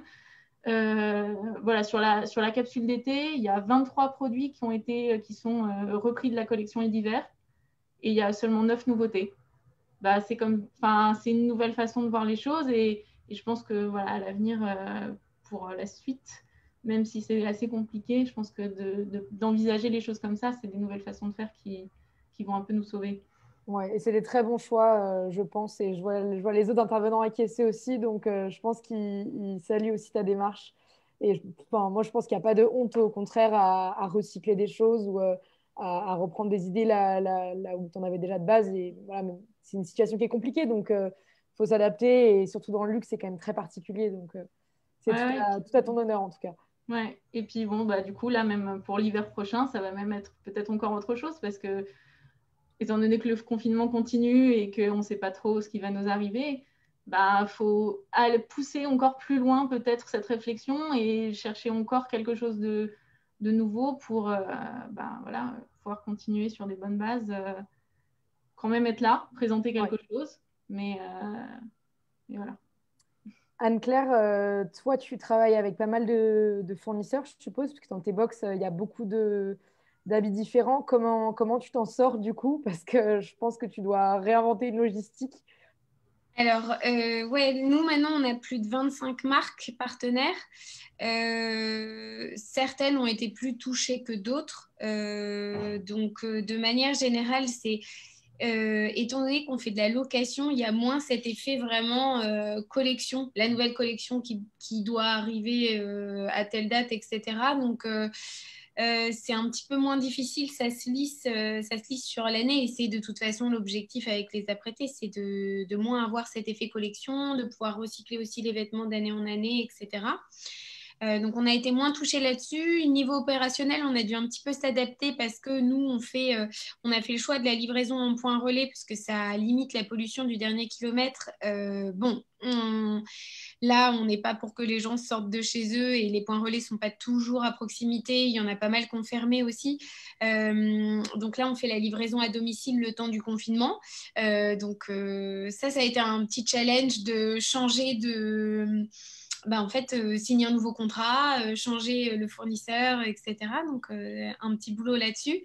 Nous, comme après, on est un service 100% digitalisé, ça n'a pas amené trop de difficultés additionnelles là-dessus. Les équipes, elles travaillent en télétravail. Enfin, on est tous en télétravail. Voilà, et puis bon, on avait été, en fait, quand on a fait notre campagne de crowdfunding, on s'est retrouvés confinés aussi. Donc, tous nos événements physiques qu'on avait prévus ont été annulés. Donc, en fait, on commence à avoir l'habitude de rien faire en physique. donc, ça va, on commence à bien s'habituer. Après, moi, j'aime bien quand même le contact. C'est plus sympa d'aller à la rencontre de ses consommateurs, d'aller à la rencontre des marques. Et c'est vrai que tout ça, ça devient plus difficile. On fait tout par visio, par téléphone. Voilà, mais dans l'idée, c'est pas une grande difficulté, pour nous. C'est surtout de la flexibilité et s'adapter, mais ok, bon, tant mieux. Et du coup, Victoire, Maëva, vous avez une vision beaucoup plus macro en fait de ce qui se passe en fait, de ce qui se passe pour les marques en fait vis-à-vis de cette crise sanitaire. Qu'est-ce que vous avez observé globalement? Je ne sais pas qui commence, Victoire. J'ai vu que tu avais activé ton micro. Vas-y. Qu'est-ce qu'on a observé du point de vue des marques, tu veux dire, de la façon dont elles Oui, les grandes tendances de consommation, si elles étaient plus mises en avant, toi, de ton point de vue, via The Good Goods. Alors côté conso, ouais, comme je disais, il y a pas mal d'études qui sont sorties, surtout pendant le premier confinement et à la fin au mois de juin. Une grosse étude Zeno sur des consos européens avec plus de 8000 personnes interrogées qui montrait que il y avait un vrai gain d'intérêt pour les marques locales, en fait, une volonté des Françaises et des Français de soutenir l'économie de leur pays. Également, à la fois un report partiel de l'activité donc de vente sur le digital, mais aussi, comme l'a dit, je crois que c'était, je ne sais plus qui a parlé du click and collect, mais en tout cas, voilà, une vraie adaptation à l'outil en fait. Côté marque, ça a été plus laborieux. Je crois que, notamment, c'était Wooznext qui avait fait un sondage auprès de leurs partenaires et qui montrait, c'était ahurissant, il y avait plus de 80% des enseignes physiques qui n'avaient pas du tout anticipé la conversion digitale et qui se retrouvaient vraiment, il y avait un espace de quelques mois qui allait être très très chaud pour mettre en place tout ça. Je pense que le deuxième confinement ça a été un peu mieux anticipé, mais malgré tout, c'est colossal comme boulot de mettre, quand on est un shop physique, toutes ces références en ligne, etc. Donc je dirais qu'il y a eu moins d'agilité de la part des marques qui avaient une distribution physique. Évidemment, les marques en digital comme les médias, d'ailleurs, ont bénéficié d'un vrai gain de temps et d'attention de la part de tout le monde qui a passé son temps à scroller down depuis son canapé, nous y compris. Après, qu'est-ce que je peux dire d'autre sur la façon dont ça évolue? On avait sorti un article que je pourrais vous passer pour les commentaires éventuels du talk, mais qui s'appelait Pourquoi les marketing s'en sortiront mieux? Et en fait, ça dégageait les grands courants, en gros, les gros atouts des marques, alors éthiques des marques en tout cas, ça faisait beaucoup référence au DNVB, bien sûr, donc plutôt à celles qui étaient présentes sur le digital, mais pourquoi est-ce que leurs engagements qui justement coûtent cher et peuvent nécessiter plus de sacrifices au départ allaient leur permettre de tirer leur épingle du jeu par la suite pour toutes les raisons qu'on a déjà évoquées ici, à savoir le fait de moins produire, d'avoir moins de frais, d'avoir plus la confiance des consos, d'avoir bien souvent des systèmes de préco, etc. Et je pense que ça a tendance à se renforcer. Vous devez le voir sur KissKiss, mais à mon sens, ces modes de production-là vont devenir un peu plus la norme dans les usages à la fois des consommateurs et donc du coup dans les modes de fonctionnement des marques. Je pense que le report, si je devais conclure la réponse à cette question, c'est qu'il y a une vraie redéfinition du figital qui est passé un peu au forceps avec le premier confinement, mais qui là commence à ne pas en fait qui nous permet de ne plus considérer que ce sont deux canaux verticaux, qu'on a l'un, l'autre ou les deux, mais qui n'ont pas de communication et qu'il n'y a pas de cohérence entre les deux. Là, il y a une homogénéisation à la fois des éléments de communication de la marque sur ses supports digitaux et dans ces lieux de vente physique. Il y a une adaptation du conso à ces nouvelles plateformes. Et puis, ça, c'est encore un peu... c'est anticiper la suite, mais je pense que quand les lieux de vente vont réouvrir, il va y avoir de nouveaux paramètres, par exemple une nouvelle forme de service, comme tu l'as dit Anne-Claire, peut-être soit une augmentation des essayages à domicile, soit un temps alloué en fait aux consos dans les magasins qui va être privilégié, des rendez-vous digitaux aussi, ça se fait de plus en plus, ça c'est un truc qu'on voit pas mal émerger, notamment dans les marques de joaillerie, éthique et tout ce qui est un peu plus positionnement luxe. Mais voilà, un temps retrouvé et un rapport au temps peut-être retrouvé au service et à la... Ouais, c'est ça, au produit, à la valeur du produit, à la valeur du client, qui, je pense, sont des éléments positifs pour le futur. Je sais pas, j'espère. Je sais pas ce qu'en pense Maëva. Ouais, moi, je suis tout à fait d'accord avec toi sur le fait que je pense que le confinement a eu cet effet positif sur la relation qu'on entretient tous avec les objets de notre quotidien. Et alors, moi, je l'ai vécu perso, mais j'en ai discuté avec des amis, c'est pareil.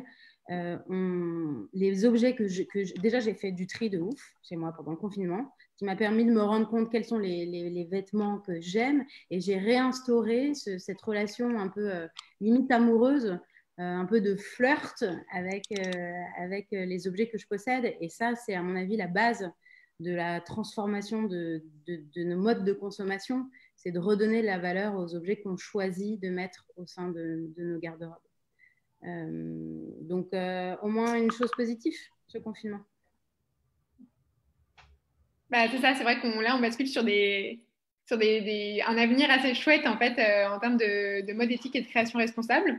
Donc très cool d'avoir ces conclusions-là de votre part à toutes les deux. Nous, on est une plateforme de crowdfunding, on est KissKissBankBank comme vous savez. On accueille chez nous des projets à portée collective et des projets engagés, des projets mode, lifestyle notamment. On a ici trois voire 4 en fait finalement avec Alexandra aussi, projets qui se lancent aujourd'hui pour Alexandra et qui se sont lancés sinon dans une démarche de crowdfunding sur notre plateforme. Nous, ce qu'on aimerait ce soir, c'est recueillir vos témoignages, comment le crowdfunding a été une étape de développement pertinente dans l'élaboration de votre marque. Peut-être, Diane, tu avais commencé à nous en parler, alors si tu veux poursuivre. Alors moi, ça a été vraiment la bouée de sauvetage, parce qu'effectivement, à la base, j'étais partie dans un système où, voilà, très B2B, j'allais présenter en showroom, j'allais avoir des commandes et ça allait rouler. Il s'avère que ce n'est pas ce qui s'est passé.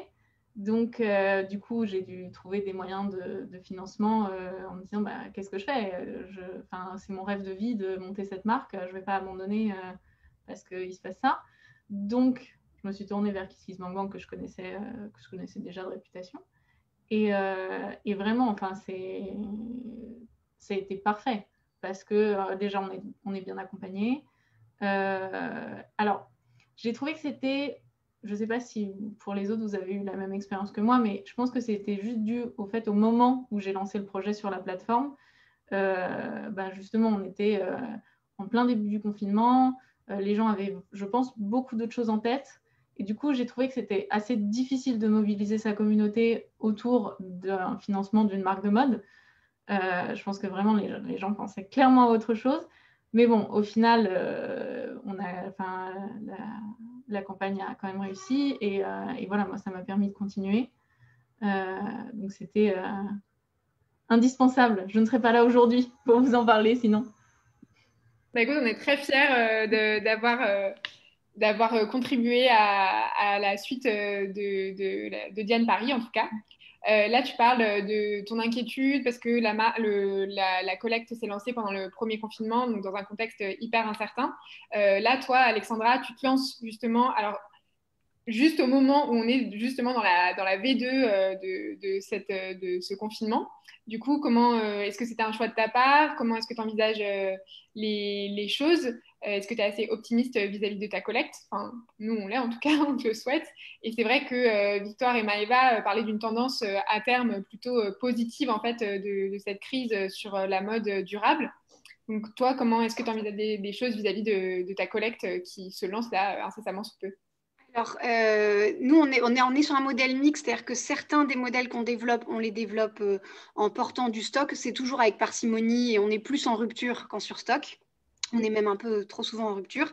Mais certains produits auxquels on a envie de donner, en fait, de capter plus l'attention de notre audience, on les sort en pré-vente. Donc, en fait, c'est à la fois un choix écologique, parce que bien évidemment, il n'y a pas de surproduction, c'est la production la plus juste. C'est un choix de modèle économique, parce que d'un point de vue BFR, c'est quand même des opérations largement plus faciles à porter, mais c'est aussi un choix de relation avec notre audience. Et donc voilà, je parlais de cette citation tout à l'heure, le premier pas dans la mode slow fashion, je ne sais pas comment on dit, c'est de réfléchir avant d'acheter. En fait, la précommande permet ça. Et donc la campagne de ce soir, c'est C'est un produit dans une polaire 100% recyclée et fait en Europe. Donc, si je grossis un peu le trait, c'est... Non, enfin, je ne vais pas le faire, mais voilà. Bon, c'est le produit le mieux disant du marché sur ce type de pièce très à la mode. Il y a un autre acteur assez connu qui en fait une, elle est faite au Vietnam. Et donc, nous, on défend quand même l'idée que c'est aussi un acte citoyen de consommer donc non seulement des compos clean, c'est le gros de l'impact, mais également des pays de fabrication le plus proche possible, parce que c'est plus dans l'avantage d'un citoyen français que l'économie portugaise se porte bien que celle du Vietnam, même si je souhaite tout le bonheur à l'économie du Vietnam. Mais voilà, il y a ça aussi à prendre en compte. Et tout ça, en fait, dans une campagne de précommande, on a le temps de l'expliquer et on n'a pas le temps sinon sur d'autres lancements produits. Donc, je suis plutôt optimiste. Là, je vois les questions, ce qu'elle a démarré, là, ça y est. Et on a des questions on a des questions hyper précises, c'est-à-dire que notre audience, elle vient nous chercher sur des points de détail. Donc, Victoire parlait des certifications. On vient nous chercher sur... le timing de commande, parce qu'on a indiqué qu'on allait commander la matière avant la fin des campagnes. Donc tout de suite, on a été interpellé. Il y a plusieurs mails qui sont sur cette question-là. Et je trouve ça bien aussi d'être challengé. Voilà, on est plus challengé pendant des événements comme ça que sur des produits qu'on lance classiquement. Merci beaucoup, Alexandra. Cocozen, vous voulez nous parler un petit peu de votre expérience Kiss Kiss? Pour le coup, nous, on a été très surpris, enfin, on était très contents de notre campagne parce qu'elle a très très bien marché. On a atteint notre premier palier, notre premier objectif en 4 jours. C'est quelque chose qu'on n'avait pas du tout envisagé, enfin pour ma part. Rappelez-nous votre objectif financier. Le premier palier était à 6 000 euros. Et c'était des paliers, c'était pas un nombre de préventes. Et voilà. Et donc en 4 jours, ce palier a été atteint. Donc on était très contents, mais on a aussi dû penser à la suite en fait, aux paliers supplémentaires, puisqu'on en a atteint quelques-uns encore ensuite. Et c'est vrai que nous, alors je sais pas, je pense que le confinement a aidé parce que les gens étaient très présents sur Internet. Et on a vraiment senti un engouement pour la marque. C'est vrai qu'on était très présent en Bretagne au début, parce qu'on est dans les Côtes d'Armor. Et c'est vrai que grâce à la campagne, on a vu qu'il y avait vraiment des gens de toute la France qui achetaient Cocozen, en fait. Et ça nous a beaucoup aidé dans notre développement. Ouais. Après, on ne va pas se mentir. Si on est là aussi ce soir, c'est parce qu'on est ultra reconnaissant de KissKissBankBank, parce que je pense que 70 à 80% de la réussite de la campagne est quand même due à l'entretien et aux échanges qu'on a eu avec Antoine, qui en plus nous écoute normalement. Et c'est vrai que quand je revois la première proposition que je lui ai envoyée de campagne, où il a été gentil à nous dire écoutez, je ne suis pas votre pote, c'est nul, je vous le dis tout de suite, faut revoir votre copie. Donc là, une fois que tu as pris ça en pleine face, tu fais bon, on va retravailler un peu plus profondément. Et voilà. Et puis c'est vrai que cet accompagnement tout au long est quand même ultra confort. Et même après, on voit là, ça fait 6 mois et on a encore des contacts. Donc non, ça c'est vrai que ça a aidé. Mais oui, c'est sûr que, mais même en discutant avec Antoine, qui est coach depuis pas mal de temps, quand on a décidé de lancer la campagne, nous, c'était ce qui nous permettait de faire la campagne, c'était aussi de se dire qu'on arrête entièrement d'utiliser la poste parce qu'on a complètement fermé notre site et on a arrêté les ventes directes immédiates parce que c'était vraiment le premier confinement, c'était l'urgence et nous, on ne se voyait pas continuer à envoyer nos produits par la poste alors que c'était ultra compliqué. Mais voilà, la veille de lancer le projet, on était avec un projet, un premier palier à 9 000 euros. Ouais. Et le lendemain matin, en discutant, en échangeant un peu avec Antoine et Marion, qui est un peu plus frileuse, on a finalement lancé la campagne à 6 000 euros. Quoi. On ne savait pas du tout en fait comment les gens allaient réagir parce que on savait quand même qu'il y avait beaucoup de gens qui perdaient une grosse partie de leur salaire. Certes, il n'y avait plus de dépenses loisirs, donc tout ce qui est sorti et autres, mais on s'est dit, la mode, est-ce que c'était vraiment, comme Diane le disait, est-ce que ça va être la priorité ou pas? Donc c'est vrai que pour le coup, nous, on a eu de la chance parce que les gens sont vraiment arrivés en masse, quoi. Donc, Et justement, ces gens-là, rien que pour le premier palier, c'est des gens que vous connaissez ou vous avez réussi à attirer une communauté extérieure? Ouais, non, nous, c'est les 1 200 premiers euros, je pense, c'était du premier périmètre, là, Enfin, le premier cercle. le premier cercle. Ouais, non, mais j'ai bien bossé, hein. Et après, on est passé quasiment immédiatement sur le deuxième et très rapidement sur le troisième cercle, en fait. Okay. Je sais plus ce que ça vaut, les troisième cercles. En fait, troisième cercle, c'est les amis des amis. Ah, ouais, voilà. On n'a pas forcément respecté comment dire, la procédure classique, on va dire. Bah, après, on s'est adapté. Pour développer la vente, on a rapidement essayé d'élargir, en fait, et bah, ça a fonctionné à 100%, en fait. Super, bah, tant mieux, une belle expérience, un joli témoignage en tout cas, merci. Pour le rappeler, du coup, à chaque fois que vous réalisez une campagne de crowdfunding chez KissKissBankBank, vous êtes accompagné par un coach, donc comme le disait Valentin, ils ont été accompagnés par le coach Antoine et donc il va vous accompagner sur le lancement et les préparatifs de votre campagne et puis vous donner plein d'outils pour être sûr de réussir et d'atteindre votre objectif. Merci beaucoup. Anne-Claire, tu veux nous parler de ton témoignage? Sachant que vous étiez deux, Anne-Claire, c'est ça, tu n'étais pas toute seule à lancer ta campagne? Ouais, j'étais avec Marie, qui n'est pas présente ce soir, mais ouais, on était deux pour lancer la campagne.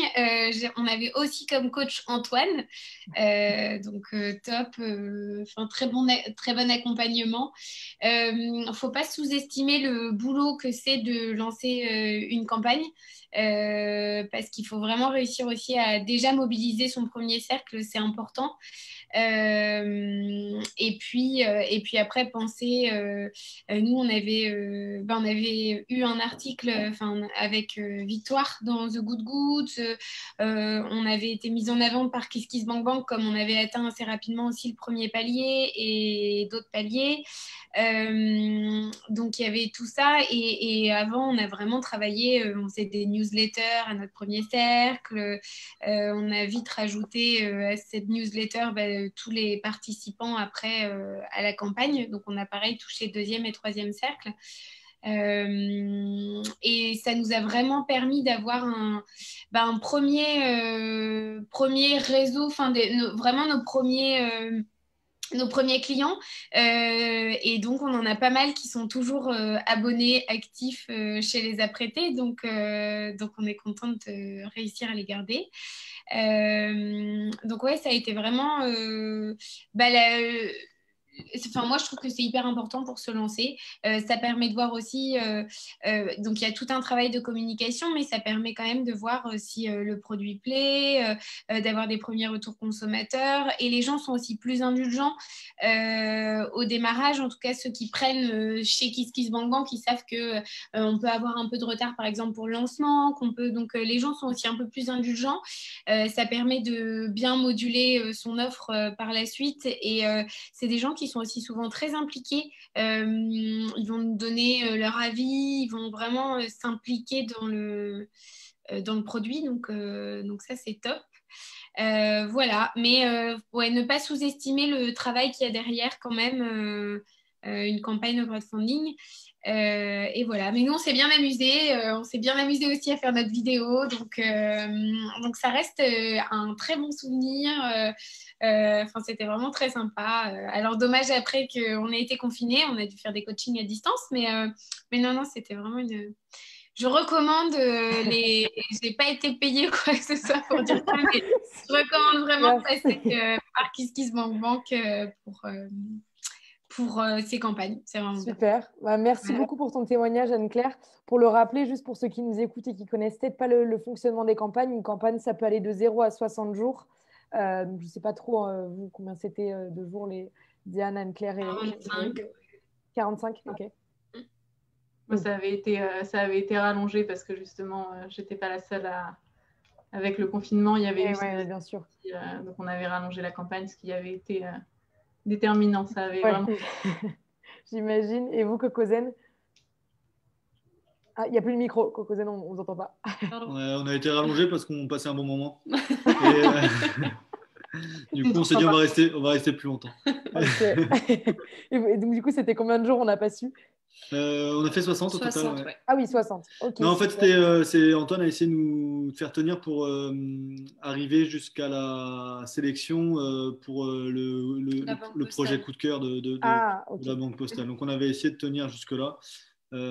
projet auquel on n'a pas été retenu. Mais voilà, nous, ça nous a fait faire 60 jours quand même. D'accord. Oui, c'est ça, parce qu'en fait, tous les mois, la Banque Postale a un projet coup de cœur et si je ne me trompe pas, Alexandra, il finance la moitié de la campagne, c'est ça? Exactement. Alors en fait, tous les mois, on a l'opportunité de travailler de manière très rapprochée avec notre ancien partenaire et aujourd'hui actionnaire majoritaire qui est la Banque Postale, dont nous sommes une filiale en fait à 100%. La Banque Postale tient vraiment à soutenir les projets qui sont sur KissKissBankBank. C'est pour ça que tous les mois, ils souhaitent récompenser un projet à impact. Donc, on a des projets qui sont en cours de collecte sur la plateforme, comme l'été Cocozen, qui se portent candidats. Et s'ils sont retenus par la communauté KissKiss et LBP, via un vote sur Facebook, la Banque Postale finance le projet à hauteur de 50% de l'objectif. Donc, c'est assez attractif. Même si, en général, des porteurs de projets comme vous arrivent à leur fin sans LBP. Mais bon, c'est toujours une aide assez chouette. C'est clair. Et donc, oui, pour dernier rappel, KissKissBankBank récupère 8% sur chaque collecte. Donc, pour ceux qui se demandaient et pour les potentiels futurs porteurs de projets.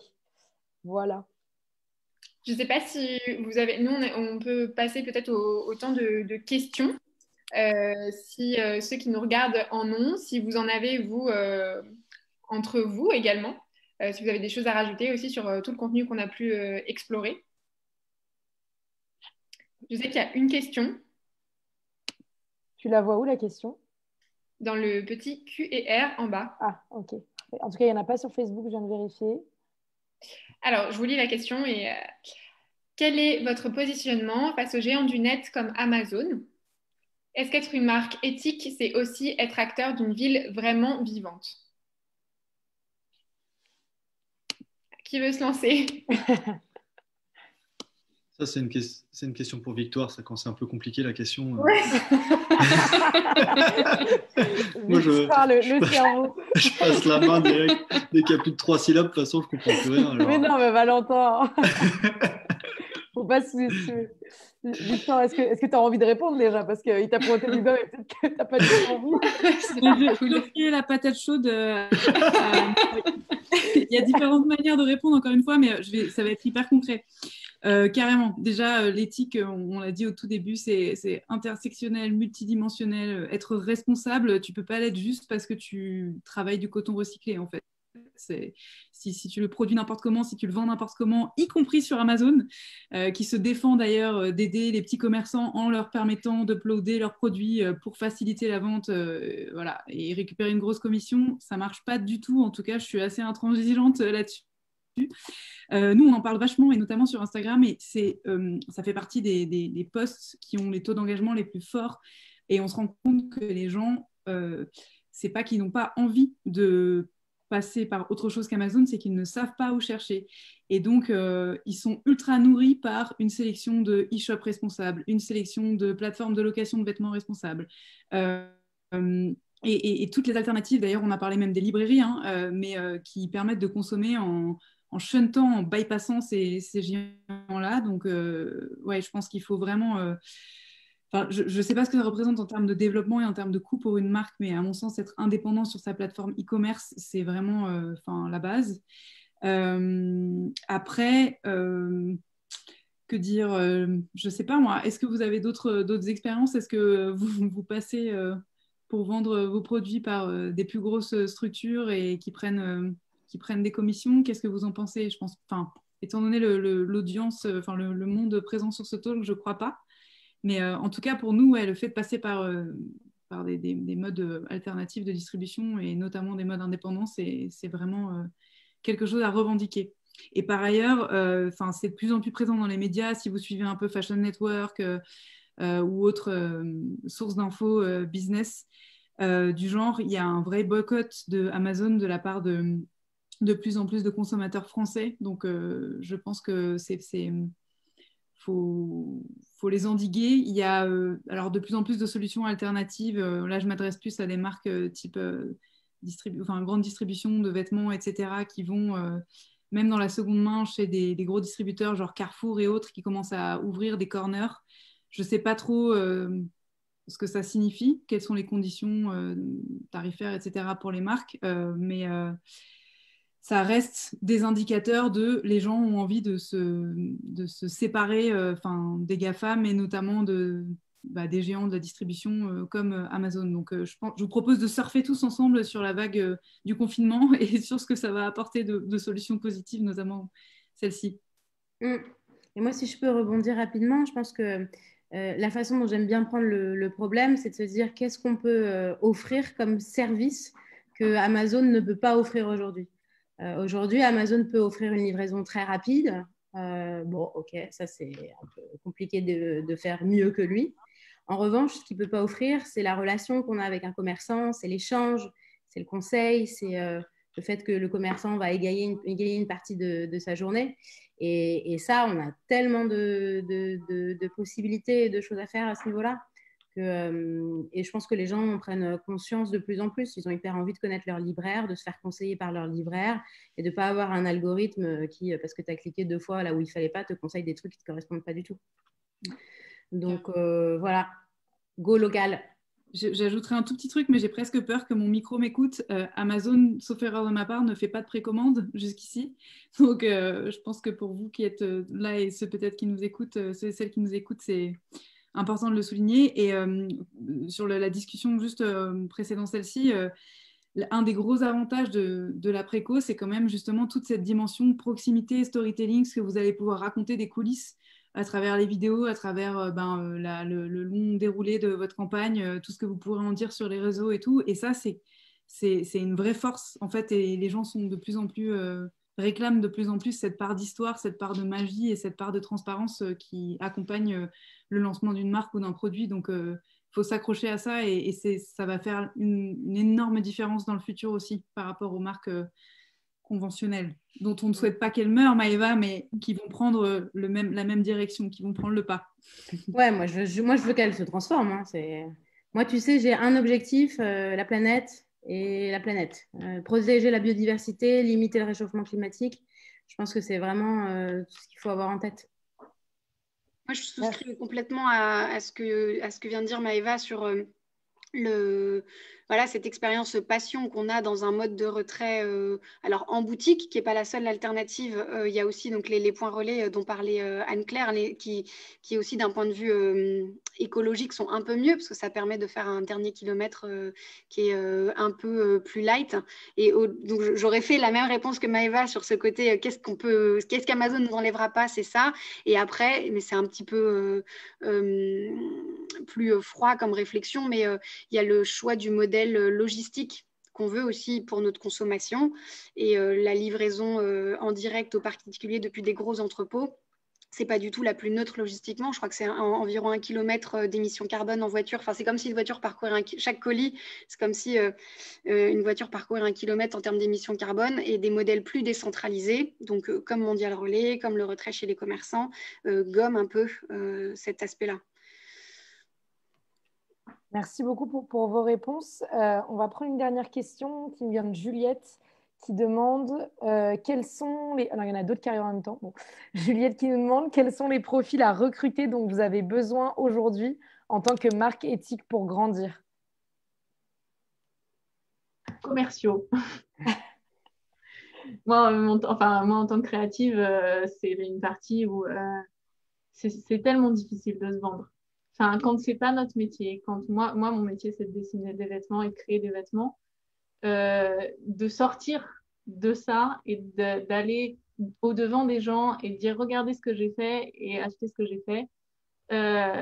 Moi je trouve ça extrêmement difficile. Après c'est aussi parce que c'est mon caractère qui est comme ça.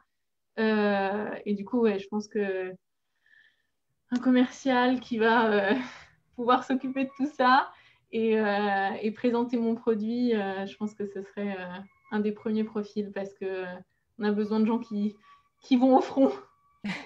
Oui, j'imagine, surtout quand on débute. Est-ce qu'il y en a d'autres qui veulent répondre à cette question? Alors, moi, je n'ai pas de marque, mais par contre, j'en vois beaucoup, et je pense qu'un profil de digital native / hacker, c'est vraiment ce qui peut faire la différence quand on est une toute petite équipe. Parce que le fait de savoir automatiser un maximum de tâches, notamment au niveau du service client, la logistique, hein, ça peut, d'avoir quelqu'un dans l'équipe qui sait le faire, ça peut vraiment transformer une boîte. Et quand je vois ce que fait Julia et son associé chez Loom, eux, c'est vraiment des techs. Franchement, ils ont mis en place des tonnes d'automatisation sur leur site incroyables par eux-mêmes. Et je pense que la force de leur boîte, elle réside aussi là-dedans. Enfin, en fait, ils arrivent à sortir du travail à 16, 17 heures parce qu'en interne, ils savent faire ça. Ok. Merci Maëva. Valentin, on t'a coupé, du coup, tu voulais dire quelque chose? Non, c'était une connerie encore. Nous, on a besoin de tous les profils, hein. On est autodidacte, donc non, on sait que c'est pareil. On sait pas, enfin, on sait pas aussi bien, enfin, on sait pas se vendre comme un professionnel saurait le faire. La logistique, on découvre tout. Nous, on est des bidouilleurs du business, hein, donc non, c'est vrai que après, c'est ce qu'on aime aussi, hein. Là-dessus, on crache pas dessus. C'est vraiment se démerder, enfin, se débrouiller comme on peut. Ça, c'est quelque chose qui nous fait vibrer aussi, donc ça, c'est cool. Ouais. Top. On a 2 autres questions, Alexandra. Je ne sais pas si tu les as vues. Oui, je vais lire la première du coup. Donc, à quel point pensez-vous que les consommateurs sont conscients de l'impact que peut avoir leur consommation de mode éthique et comment la promouvoir d'après vous, au-delà de marques en particulier? Alors c'est vrai qu'on on est un peu passé sur le sujet, notamment Victoire, quand tu nous parlais du lexique, du glossaire, pardon, sur The Good Goods. Qui du coup veut prendre la parole à ce sujet? La question, c'est quoi? C'est comment reconnaître une marque de mode des produits responsables, c'est ça? C'est ça. Comment est-ce que le consommateur peut identifier cette marque-là? Alors, le gouvernement travaille sur un affichage environnemental, comme sur les machines à laver, avec des notes qui vont de A à E. C'est en cours. J'espère que ça va sortir, parce qu'effectivement, ce serait une bonne façon pour le consommateur d'avoir tout de suite une information. On croise les doigts pour que ça avance. Oui. Après, il y a aussi des initiatives, je pense, qui commencent à être de plus en plus connues, là, comme Clear Fashion, qui est une application qui fait aussi un travail d'audit assez poussé et sur plusieurs composantes de l'éthique. Et donc, je pense qu'il permet à chacun aussi de se faire une idée selon les critères qui l'importent à lui. Donc ça, c'est un peu une des nouveautés qui est arrivée aussi dans le secteur de la mode ces dernières années. Je pense qu'ils ont 1 an. Ça fait longtemps qu'elle travaille sur le projet, hein. Avant, elle s'appelait Closeparency et elles ont changé de nom pour devenir Clear Fashion. Et c'est vrai qu'elles ont une méthodologie d'analyse qui est assez complète, assez poussée. Donc, c'est un peu le Yuka de la mode. C'est bien, on en avait besoin. Il y a d'autres réactions sur cette question? Non. Alors, on en a encore une. Alors, ça va être aussi plutôt dirigé consommateur. Donc, le prix d'un t-shirt à 45 € est inaccessible pour une très grande partie de la population, famille modeste par exemple. Un t-shirt est un des vêtements les moins chers. Pensez-vous qu'une production éthique et écolo soit possible pour toute la population dans l'avenir? La seconde main. Ouais. C'est l'option la moins chère et la plus écologique. Et en plus, il y a des merveilles. Et en plus, il y a des merveilles, ça c'est vrai. Ça, c'est clair. Je suis bien d'accord avec toi, Maëva. Et en plus, chiner et trouver les merveilles, c'est un passe-temps extraordinaire, quoi. Enfin, quand tu arrives à trouver un truc vraiment cool et encore en super état, tu es toujours beaucoup plus satisfait que quand tu achètes du neuf, quoi. Donc, ouais, c'est vrai que la seconde main là-dessus, c'est extraordinaire. Et puis, il faut vraiment que les gens se mettent dans la tête que produire un t-shirt en dessous de ces prix-là, ça implique des choses qui sont tout ce qu'on jette ici. Ça implique que c'est fait à l'autre bout du monde, ça implique que c'est fait avec des gens qui sont sous-payés, avec du coton qui est dégueulasse. Donc, c'est pas vraiment possible de faire autrement. En tout cas, dans l'état actuel des cultures, des productions. Après, peut-être qu'à l'avenir, on peut que espérer que le système va changer et qu'on pourra envisager des productions qui sortiront moins chères où tout sera produit éthiquement. Mais là où on en est actuellement, c'est pas possible. Si votre t-shirt il coûte 5 balles, c'est forcément que c'est une catastrophe écologique et humaine.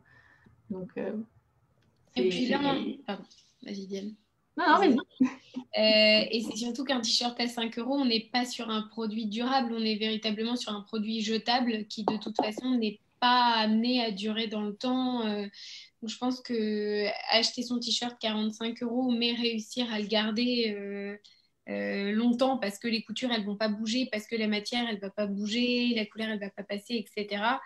Finalement, c'est peut-être plus intéressant qu'acheter plusieurs t-shirts à 5 euros où les coutures tournent, où bah, il est pas là pour durer. C'est aussi la différence. Voilà. Top. Est-ce que vous voulez rajouter des choses avant que je conclue et qu'on termine ce webinaire? Sur ce dernier point, pour les marques en tout cas, au sujet du prix du vêtement, effectivement, d'un point de vue de la production, c'est difficile de faire éthique et moins cher. Maintenant, c'est sûr que, je pense qu'on aurait tort de rester dans l'entre-soi de la mode éthique qui s'adresse principalement à des gens qui sont éveillés à ces questions, qui vont aller chercher des informations sur le sujet et qui ont potentiellement le pouvoir d'achat qui correspond à leurs valeurs et à leurs engagements. Si c'est une mère de famille qui a 3 enfants, qui change de taille tous les 6 mois ou tous les 2 ans, c'est quand même difficile de faire avaler le prix comme étant la seule et unique solution pour acheter éthique, de faire passer ça. Donc la seconde main, c'est une bonne option. On n'en a pas parlé du tout parce que ça sort du cadre du talk de KissKiss et autres, mais toutes les options servicielles autour de la réparation, de la transformation, de la revalorisation sont importantes à mon sens. Et par ailleurs, donc si on devait revenir au prix et faire passer cet argument, la question du prix d'usage versus le prix d'achat qui a été super bien détricoté par Opal récemment. Si vous voulez aller voir, je crois que c'était sur leur compte Instagram. Elle est très intéressante et à mon sens, c'est votre rôle en tant que marque aussi de les faire passer.